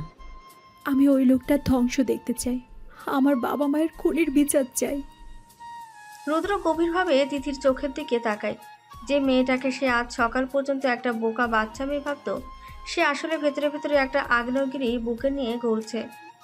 তুই একা এটা পারবি না তিথি। আমি জানি, কিন্তু এখন তো আমি একা নই, আপনি আছেন না। আমি একজন ইন্টেলিজেন্স অফিসার। আমি আইনের বাইরে গিয়ে কিছু করতে পারবো না। আমি আপনাকে আইনের বাইরে যেতে বলছি না, আপনি শুধু আমাকে বাবার ওই গোপন সিন্দুক পর্যন্ত পৌঁছে দিন। সিন্ধুক? ওই সিন্ধুকে কি আছে? ওই সিন্ধুকে শুধু আপনার ওই মাইক্রোচিপটাই নেই, সেখানে বাবার সব কালো টাকার হিসেব আর আমার বাবা মায়ের খুনের প্রমাণও আছে। রুদ্র বুঝতে পারে তাদের দুজনের লক্ষ্য এখন এক বিন্দুতে এসে মিলেছে। সে তিথির কাঁধে একটা ভরসার হাত রাখে। ঠিক আছে, আমি তোকে সাহায্য করব, কিন্তু এর জন্য তোকে আমার সব কথা শুনতে হবে। আমি শুনবো, কিন্তু আপনি আমাকে মাঝপথে ছেড়ে যাবেন না তো? না, আমি কথা দিচ্ছি, কখনো ছেড়ে যাব না। তিথি হালকা এসে রুদ্রর দিকে তাকায়। ভয় আর অন্ধকারের মাঝে এই প্রথমবার মেয়েটার মুখে একটা ভরসার হাসি ফুটে ওঠে। এই রাতটায় যেন তাদের দুজনের সম্পর্ক আর গল্পের মোড় পুরোপুরি ঘুরিয়ে দেয়। কলেজের সেই শ্বাসরুদ্ধকর ঘটনার পর আরও 4টি দিন কেটে গেছে। এই 4 দিনে রুদ্র আর তিথি খুব সন্তর্পণে তাদের পরবর্তী পদক্ষেপের ছক কষেছে। আজ সন্ধ্যা 7টা ঢাকার রেডিসন ব্লু হোটেলে বিশাল ব্যাংকোয়েট হলে মন্ত্রী আহসান হাবিবের একটি পলিটিক্যাল গালা পার্টির আয়োজন করা হয়েছে। মিরপুরের ফ্লাইটে তিথি রেডি হচ্ছে, আর রুদ্র ড্রয়িং রুমে দাঁড়িয়ে ঘড়ি দেখছে। তোর কি রেডি হতে সারা রাত লাগবে? আমি তো প্রায় রেডি, শাড়ির কুচিটা ঠিক করে নিচ্ছি। আজ কিন্তু কোনো ভুল করা যাবে না। তোর বাবার ওই পার্টিতেই তোর সব গোপন ডেটা সার্ভারে থাকবে। আমি জানি, আমার কাজ শুধু বাবাকে কথার জালে আটকে রাখা। ঠিক তখন তিথি বেডরুম থেকে বেরিয়ে আসে। পরনে একটি কালো রঙের ছিমছাম শাড়ি, চুলগুলো খোলা। রুদ্র কয়েক সেকেন্ডের জন্য মুগ্ধ দৃষ্টিতে তাকিয়ে থাকে, কারণ এই পিচ্চি মেয়েটাকে আজ সত্যি খুব পরিণত আর সুন্দর লাগছে। তোকে কিন্তু আজ একদম অন্যরকম লাগছে। খারাপ লাগছে না, তবে তুই যে ভেতরে ভেতরে এত বড় একটা প্ল্যান নিয়ে ঘুরছিস, সেটা কেউ তোর মুখ দেখে বুঝবে না। সেটাই তো আমার প্লাস পয়েন্ট অফিসার সাহেব, কেউ আমাকে সন্দেহ করবে না। কিন্তু তুই কি শিওর যে আজ রাতে ওই সার্ভারে তোর বাবা মায়ের খুনের প্রমাণ থাকবে? হ্যাঁ, কারণ কাল আমার 18 বছর পূর্ণ হবে। আজ রাতে মির্জা আঙ্কেল আর বাবা ট্রাস্ট ফান্ডের সব পেপারস রেডি করবে। ঠিক আছে, আমি সার্ভার রুমে ঢুকে ডেটা হ্যাক করব। তুই শুধু নজর রাখবি কেউ যেন সেদিকে না যায়। তারা দুজনে বাড়ি থেকে বেরিয়ে গাড়িতে ওঠে। রাতের জ্যাম পেরিয়ে ঠিক 8টায় তাদের গাড়ি রেডিসন হোটেলের পার্টিতে এসে পৌঁছায়। হোটেলের ব্যাংকোয়েট হল তখন ভিআইপি অতিথি আর পলিটিশিয়ানদের ভিড়ে জমজমাট। মন্ত্রী আহসান হাবিব এবং তার ডান হাত মির্জা এক কোণায় দাঁড়িয়ে কথা বলছিলেন। তিথি আর রুদ্রকে একসাথে ঢুকতে দেখে মন্ত্রীর মুখটা কালো হয়ে যায়। আসসালামু আলাইকুম বাবা, কেমন আছো তুমি? ওয়ালাইকুম আসসালাম। তুই এখানে কি করছিস তিথি? তোকে না আমি বাড়িতে থাকতে বলেছিলাম। বাড়িতে তো আমার একা একা ভালো লাগে না বাবা, আর রুদ্র বলল আমাকে এখানে নিয়ে আসবে। তিথি অত্যন্ত নিখুঁতভাবে একটা বোকা আর আদুরে মেয়ের অভিনয় শুরু করে দেয়। রুদ্র মন্ত্রীর দিকে তাকিয়ে হালকা মাথা নাড়ে। আসসালামু আলাইকুম মন্ত্রী সাহেব। ও খুব জেদ করছিল, তাই নিয়ে এলাম। তাই সাবধানে রেখো ওকে। আমার কিন্তু কালকের হেডলাইনে কোনো আজে বাজে খবর চাই না। আপনি নিশ্চিন্ত থাকুন। মন্ত্রী অন্য অতিথিদের সাথে কথা বলতে ব্যস্ত হয়ে পড়েন। মির্জা আর চোখে রুদ্রর দিকে তাকাতে থাকে। রুদ্র বুঝতে পারে মির্জা তাকে সন্দেহ করছে। আমি এবার সার্ভার রুমের দিকে যাচ্ছি, তুই মির্জাকে ব্যস্ত রাখ। ঠিক আছে, আপনি সাবধানে যাবেন। রুদ্র ভিড়ের সাথে মিশে গিয়ে ধীরে ধীরে ব্যাংকুয়েট হলের পেছনের করিডোরের দিকে চলে যায়। অন্যদিকে তিথি মির্জার সামনে গিয়ে দাঁড়ায়। মির্জা আঙ্কেল, আপনি এখানে একা দাঁড়িয়ে আছেন কেন? খাবার খাবেন না? হুম হুম। খাবো মা, তুমি খেয়েছো? না, আমার রুদ্রের জন্য অপেক্ষা করতে হবে। ও ওয়াশরুমে গেছে। ওয়াশরুমে? কিন্তু ওইদিকের করিডোর তো বন্ধ। তাই নাকি? আমি তো দেখলাম ও ওইদিকে গেল। মির্জার চোখে সন্দেহের ছায়া ঘনীভূত হয়। সে তিথিকে পাশ কাটিয়ে দ্রুত পেছনের করিডোরের দিকে পা বাড়ায়। তিথি বুঝতে পারে রুদ্র বিপদে পড়তে যাচ্ছে। এদিকে রুদ্র হোটেলের সিকিউরিটি কন্ট্রোল রুমের গার্ডকে অজ্ঞান করে ভেতরের সার্ভার প্যানেলে নিজের পেন ড্রাইভ লাগিয়ে দিয়েছে। স্ক্রিনে ডেটা ট্রান্সফার হচ্ছে। 70%, 80%। হঠাৎ কন্ট্রোল রুমের দরজাটা সজোরে খুলে যায়। মির্জা তার হাতে একটি সাইলেন্সার লাগানো পিস্তল নিয়ে ভেতরে ঢোকে। আমি জানতাম তুই কোনো সাধারণ লোক না। তুই কে? আমি যেই হই না কেন মির্জা সাহেব, আপনার সময় শেষ। আমার না, সময় তোর শেষ। মির্জা ট্রিগার চাপার আগে রুদ্র বিদ্যুতের বেগে নিচু হয়ে যায় এবং নিজের পা দিয়ে মির্জার হাতে সজোরে লাথি মারে। পিস্তলটা ছিটকে দূরে গিয়ে পড়ে। দুজনের মধ্যে তীব্র ধস্তাধস্তি শুরু হয়। রুদ্রের প্রফেশনাল মুভের কাছে মির্জা বেশিক্ষণ টিকতে পারে না।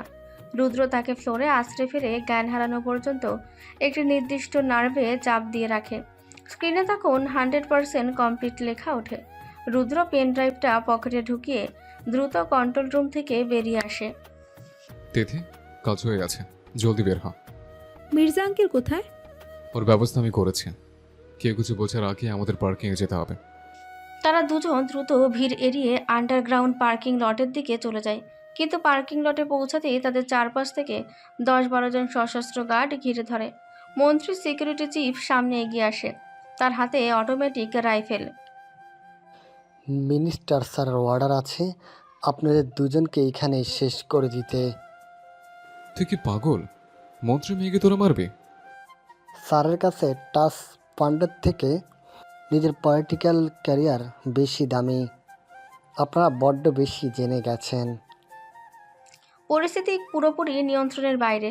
রুদ্র নিজের কোমর থেকে পিস্তল বের করে, কিন্তু এতজনের সামনে একা ফাইট করা অসম্ভব। ঠিক তখনই তিথি তার শাড়ির আঁচলের নিচ থেকে মন্ত্রীর ব্যক্তিগত গাড়ির রিমোট চাবি বের করে। রুদ্র, আপনি শুধু কভার ফায়ার দিন। তিথি রিমোটের লাল বোতামটা চেপে ধরে। সাথে সাথে মন্ত্রীর মডিফাইড বিলাসবহুল গাড়িটা থেকে বিকট শব্দে একটা স্মোক অ্যালার্ম বেজে ওঠে এবং পুরো পার্কিং লন ঘন সাদা ধোঁয়ায় ভরে যায়। তুই কারো রিমোট পেলি কোথায়? আমি বাবার পকেট থেকে আগে সরিয়ে নিয়েছিলাম। জলদি গাড়িতে উঠুন। ধোয়ার মধ্যে গার্ডরা এলোপাথারি গুলি চালাতে শুরু করে। রুদ্র তিথিকে এক হাতে জড়িয়ে ধরে গাড়ির দিকে দৌড় দেয়। তিথি ড্রাইভিং সিটে বসে ইঞ্জিন স্টার্ট করে। রুদ্র অবাক হয়ে দেখে মেয়েটা শাড়ি পরে অত্যন্ত প্রফেশনাল রেসারের মতন গাড়িটা পার্কিং থেকে বের করে সোজা মেন রাস্তায় তুলে দেয়। তুই এত ভালো ড্রাইভ করতে জানিস? আমি অনেক কিছুই জানি। আপনি শুধু পেন ড্রাইভটা সামলে রাখুন। রাতের ফাঁকা রাস্তায় গাড়ি দুরন্ত গতিতে ছুটে চলে। তারা সোজা গাজীপুরের আউটস্কোর্টে একটি পরিত্যক্ত সেফ হাউসের দিকে যায়, যেটা রুদ্রের ইন্টেলিজেন্সের একটি গোপন আস্তানা। রাত তখন প্রায় 2টো। সেফ হাউসের ভেতরে হালকা আলো জ্বলছে। পার্কিং লটের ওই গোড়াগুলির মধ্যে রুদ্রর বাঁ কাঁধ ছুঁয়ে একটা বুলেট বেরিয়ে গেছে। সেখান থেকে রক্ত পড়ছে। আপনার শার্টটা খুলুন, প্রচুর রক্ত পড়ছে। কিছু হবে না, তুই আগে ডেটাগুলো চেক কর। যেটা আমি পরে চেক করব। আপনি আগে চুপচাপ বসুন।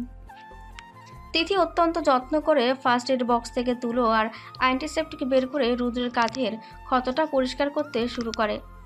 উফ, একটু আস্তে। খুব ব্যথা করছে না? গলি লাগলেও তো ব্যথা করবে। তুই এত ঘাবড়াচ্ছিস কেন? আমি ঘাবড়াচ্ছি না, আমার খুব কষ্ট হচ্ছে।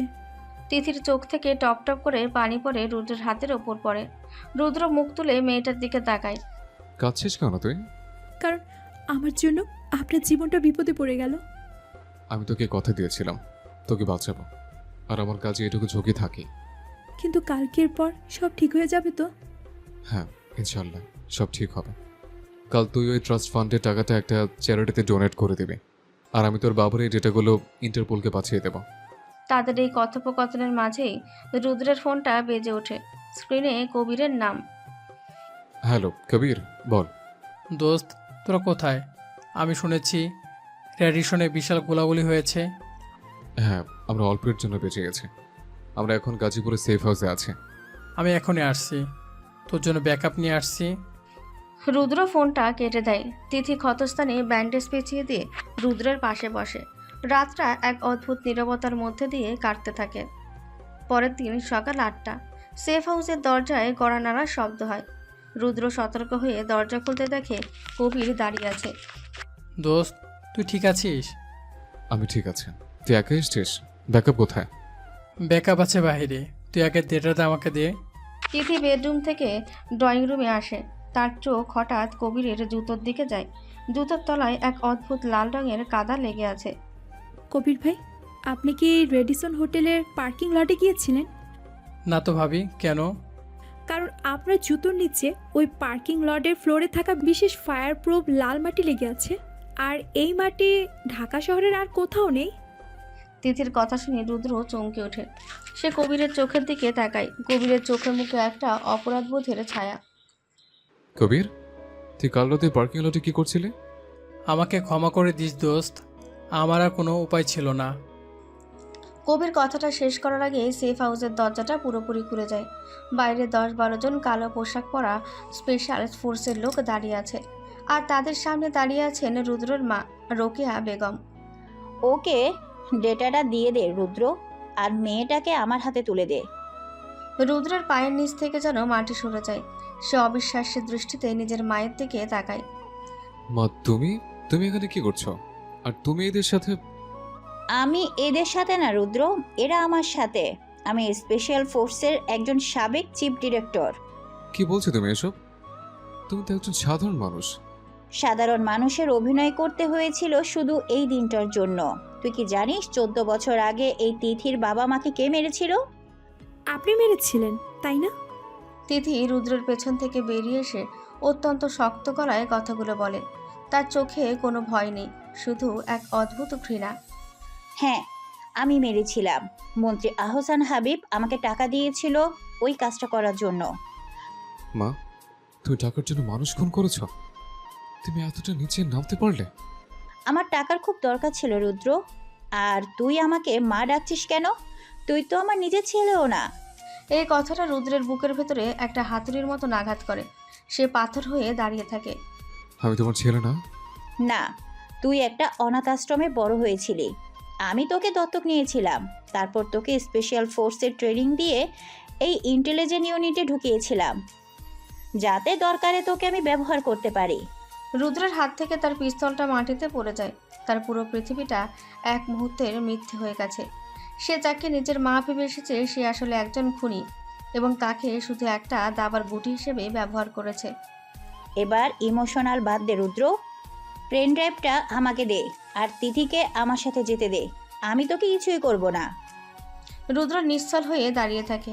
ঠিক তখন তিথি রুদ্রের হাতটা শক্ত করে ধরে। আপনি ডেটা জানতো? ডেটা আমার কাছে। তাহলে দিয়ে দে চুপচাপ। দেব, কিন্তু আপনি কি জানেন এই সেফ হাউসে আপনারা ঢুকবেন সেটা আমি আগেই জানতাম। রোকেয়া বেগম ভ্রু কুঁচকে তাকালো। তিথি হঠাৎ করে তার ডান পায়ের জুতো দিয়ে মেঝের একটা নির্দিষ্ট টাইলসে সজোরে আঘাত করে। সাথে সাথে সেফ হাউসের মেন ইলেকট্রিক বোর্ডে শর্ট সার্কিট হয়ে পুরো বাড়ি অন্ধকার হয়ে যায়। আর তিথি আগেই ঘরের ভেতর একটা স্মোক গ্রেনেডের পিন লুজ করে রেখেছিল, যেটা বিকট শব্দে ফেটে গিয়ে চারিদিক ধোঁয়ায় ভরিয়ে দেয়। কবির, ধর ওদের। কিন্তু ততক্ষণে অনেক দেরি হয়ে গেছে। রুদ্র তার ট্রেনিংয়ের সাহায্যে অন্ধকারে তিথিকে টেনে নিয়ে সেফ হাউসের পেছনের গোপন হ্যাস দিয়ে জঙ্গলের দিকে পালিয়ে যায়। জঙ্গলের ভেতর দিয়ে দৌড়াতে দৌড়াতে তারা একটা পরিত্যক্ত কার্গো ট্রেনের বগিতে এসে আশ্রয় নেয়। রুদ্র ফ্লোরে বসে দুহাতে নিজের মাথা চেপে ধরে। সে মানসিকভাবে পুরোপুরি ভেঙে পড়েছে। রুদ্র, আপনি ঠিক আছেন তো? সব মিথ্যে তিথি। আমার পরিচয়, আমার মা, আমার পেশাব সব মিথ্যে। আমি কার জন্য লড়ছি? তিথি ধীরে ধীরে রুদ্রের কাছে বসে। সে নিজের শাড়ির আঁচল দিয়ে রুদ্রের কপালে ঘাম মুছে দেয়। আপনি মিথ্যা নন, আপনার ভিতরের ভালো মানুষটা মিথ্যে নয়। আমি এখন কি করব? আমি তো সব হারিয়ে ফেললাম। সব হারাননি, আমি তো আছি। আপনি একটা নকল মা হারিয়েছেন ঠিকই, কিন্তু একজন সত্যিকারের জীবনসঙ্গী পেয়েছেন। এবার লড়াইটা আমরা একসাথে করব। এই চরম বিপদের মাঝে রুদ্র তিথির চোখের দিকে তাকিয়ে একটা অদ্ভুত শান্তি খুঁজে পায়। সে মেয়েটার কপালে একটা হালকা চুমুক খায়। তোরা জন্মদিন না? হ্যাঁ, আজ আমার 18 বছর পূর্ণ হলো। তোরা আজকে এই খেলার শেষ চালটা আমি খেলবো। বেশি বেচাবো না, একদম সোজা ফিনিশ করব। দুপুর 12টা বেজে গেছে। শীতলক্ষা নদীর মাঝখানে মন্ত্রী এহসান হাবিবের একটি বিলাসবহুল প্রাইভেট ইয়ট ভাসছে। ইয়টের কনফারেন্স রুমে মন্ত্রী আহসান হাবিব, রোকেয়া বেগম এবং কবির বসে আছে। তাদের সামনে হাত পা বাঁধা অবস্থায় বসে আছে তিথি। কিছুক্ষণ আগে রুদ্র আর তিথি ইচ্ছা করেই ধরা দিয়েছে। রুদ্রকে অন্য একটি রুমে আটকে রাখা হয়েছে। শুভ জন্মদিন মা জননী। অবশেষে তুমি 18 বছরে পা দিলে। বাবা, আমাকে ছেড়ে দাও প্লিজ, আমি কাউকে কিছু বলবো না। তিথি আবারও তার সেই পিচ্চি আর ভীতু মেয়ের অভিনয় ফিরে গেছে। নাটক করিস না মেয়ে, চুপচাপ ওই ল্যাপটপের স্ক্রিনের দিকে তাকিয়ে রেটিনা স্ক্যান কর। হ্যাঁ তিথি, জাস্ট একটা চোখের স্ক্যান, আর ট্রাস্ট ফান্ডের সব টাকা আমার অ্যাকাউন্টে চলে আসবে। তারপর তুই মুক্ত। সত্যি তো? আমাকে মারবে না তো? আরে না না, তুই তো আমার মেয়ে, জলদি স্ক্যান কর। তিথি কাঁপতে কাঁপতে ল্যাপটপের স্ক্রিনের সামনে নিজের চোখ রাখে। একটা সবুজ লেজার তার চোখ স্ক্যান করে। সবাই শ্বাস বন্ধ করে স্ক্রিনের দিকে তাকিয়ে থাকে। স্ক্রিনে প্রসেসিং লেখা ওঠে, কিন্তু কয়েক সেকেন্ড পর হঠাৎ স্ক্রিনটা সবুজ হওয়ার বদলে টকটকে লাল হয়ে যায়। স্ক্রিনে বড় বড় করে লেখা ওঠে protocol 0, RAB and Interpol alert activated. কি হলো এটা? টাকা কোথায়? টাকা তো আমি সকালে ট্রেনে বসে একটা এতিমখানার অ্যাকাউন্টে ট্রান্সফার করে দিয়েছি বাবা। তিথির গলা থেকে ভয়ে লেশমাত্র নেই। সে বাঁকা হেসে মন্ত্রীর দিকে তাকায়। হারামজাদি, তুই আমাদের সাথে গেম খেললি? রোকেয়া বেগম পিস্তল বের করতে যাবে, ঠিক তখনই ইয়টের ছাদের কাঁচ প্রচণ্ড শব্দে ভেঙে যায়। রুদ্র একটা দড়ি ধরে সোজা কনফারেন্স রুমের ভেতরে লাফ দিয়ে পড়ে। তার হাতে একটা অটোমেটিক রাইফেল। সে চোখের পলকে কবিরের পায়ে গুলি করে তাকে মেঝেতে ফেলে দেয়। কেউ নড়বে না, গেম ওভার। রুদ্র, তুই ভাবছিস এই খেলনা বন্দুক দিয়ে আমাকে ভয় দেখাবে? বাইরে তাকিয়ে দেখুন মন্ত্রী সাহেব। মন্ত্রী আর রোকেয়া জানালার বাইরে তাকিয়ে দেখে চারিদিক থেকে র্যাবের স্পেশাল ফোর্সের স্পিডবোট ইয়টটাকে ঘিরে ফেলেছে। আকাশের ওপর একটা পুলিশ হেলিকপ্টার চক্কর দিচ্ছে। তুই তোর নিজের মায়ের সাথে বেইমানি করলি রুদ্র? তুমি তো সকালে নিজে বললে আমি তোমার ছেলে না, আর আমি বেইমানি করিনি। আমি শুধু আমার দেশের আর আমার স্ত্রীর প্রতি ডিউটি পালন করেছি। তিথি নিজের হাতের বাঁধন আগেই খুলে ফেলেছিল। সে রুদ্রর পাশে গিয়ে দাঁড়ায়। রুদ্র ওই পেন ড্রাইভের ডেটা আগেই ডেভ হেডকোয়ার্টারে পাঠিয়ে দিয়েছিল। আমরা ইচ্ছে করেই ধরা দিয়েছিলাম যাতে আপনারা সবাই এক জায়গায় জড়ো হন। কয়েক মিনিটের মধ্যেই র্যাবের অফিসাররা ভেতরে প্রবেশ করে। মন্ত্রী এহসান হাবিব, রোকেয়া বেগম এবং কবিরকে অ্যারেস্ট করে নিয়ে যায়। রোকেয়া যাওয়ার সময় শেষবারের মতন রুদ্রের দিকে তাকায়, কিন্তু রুদ্র তার দিক থেকে মুখ ফিরিয়ে নিয়ে তিথির হাত শক্ত করে ধরে। এই ঘটনার পর 4 মাস কেটে গেছে। শীতের স্নিগ্ধ বিকেল। সিলেটের একটি চা বাগানের মাঝখানে থাকা সুন্দর একটা রিসর্টের ব্যালকনি। রুদ্র এখন ইন্টেলিজেন্সের ডিরেক্টর প্রমোশন পেয়েছে। সে ব্যালকনিতে দাঁড়িয়ে কফি খাচ্ছে। এমন সময় তিথি দৌড়ে আসে। পরনে একটা বিশাল বড় ওভারসাইজ হুডি, হাতে 1 গ্লাস চকলেট মিল্কশেক। রুদ্র, আমার বিড়াল ছানাটাকে দেখেছেন? তোর বিড়ালকে আমি পকেটে নিয়ে ঘুরি? আপনি নিশ্চয়ই ওকে বকা দিয়েছেন। ও বেচারি ভয় পেয়ে পালিয়েছে। আমি বকা দিইনি, ওর নিচে থেকে আমার ল্যাপটপের চার্জার চিবিয়ে খাচ্ছিল। রুদ্র কৃত্রিম রাগ দেখিয়ে বলে। তিথি গাল ফুলিয়ে ব্যালকনির রেলিংয়ে হেলান দিয়ে দাঁড়ায়। দূর, আপনি বড্ড আনরোমান্টিক। 4 মাস হয়ে গেল বিয়ে হয়েছে, এখনো শুধুই ধমক দেন। আমি ধমক দিই? তুই যে সারা দেশে আন্ডারওয়ার্ল্ডকে নিজের বুদ্ধিতে মাটিতে নামিয়ে আনলি, সেটার কি? সেটা তো আমি বাধ্য হয়ে করেছিলাম, কিন্তু এখন তো আমি শুধুই আপনার পিচ্ছি বউ। রুদ্র কফির মগটা টেবিলে নামিয়ে রেখে একটা দীর্ঘশ্বাস ফেলে। তারপর আলতো করে তিথিকে নিজের কাছে টেনে নেয়। তুই পিচ্ছিই আছিস, তবে আমার জীবনের সবচেয়ে দামি পিচ্ছি। তিথি মিষ্টি করে হেসে রুদ্রের বুকে মাথা রাখে। পরন্ত বিকেলের সোনালি আলোয় তাদের দুজনের ছায়া এক হয়ে যায়। চারপাশের সব রহস্য, ভয় আর অন্ধকার দূর হয়ে তাদের জীবনে এক অদ্ভুত স্নিগ্ধ সকালের সূচনা হয়।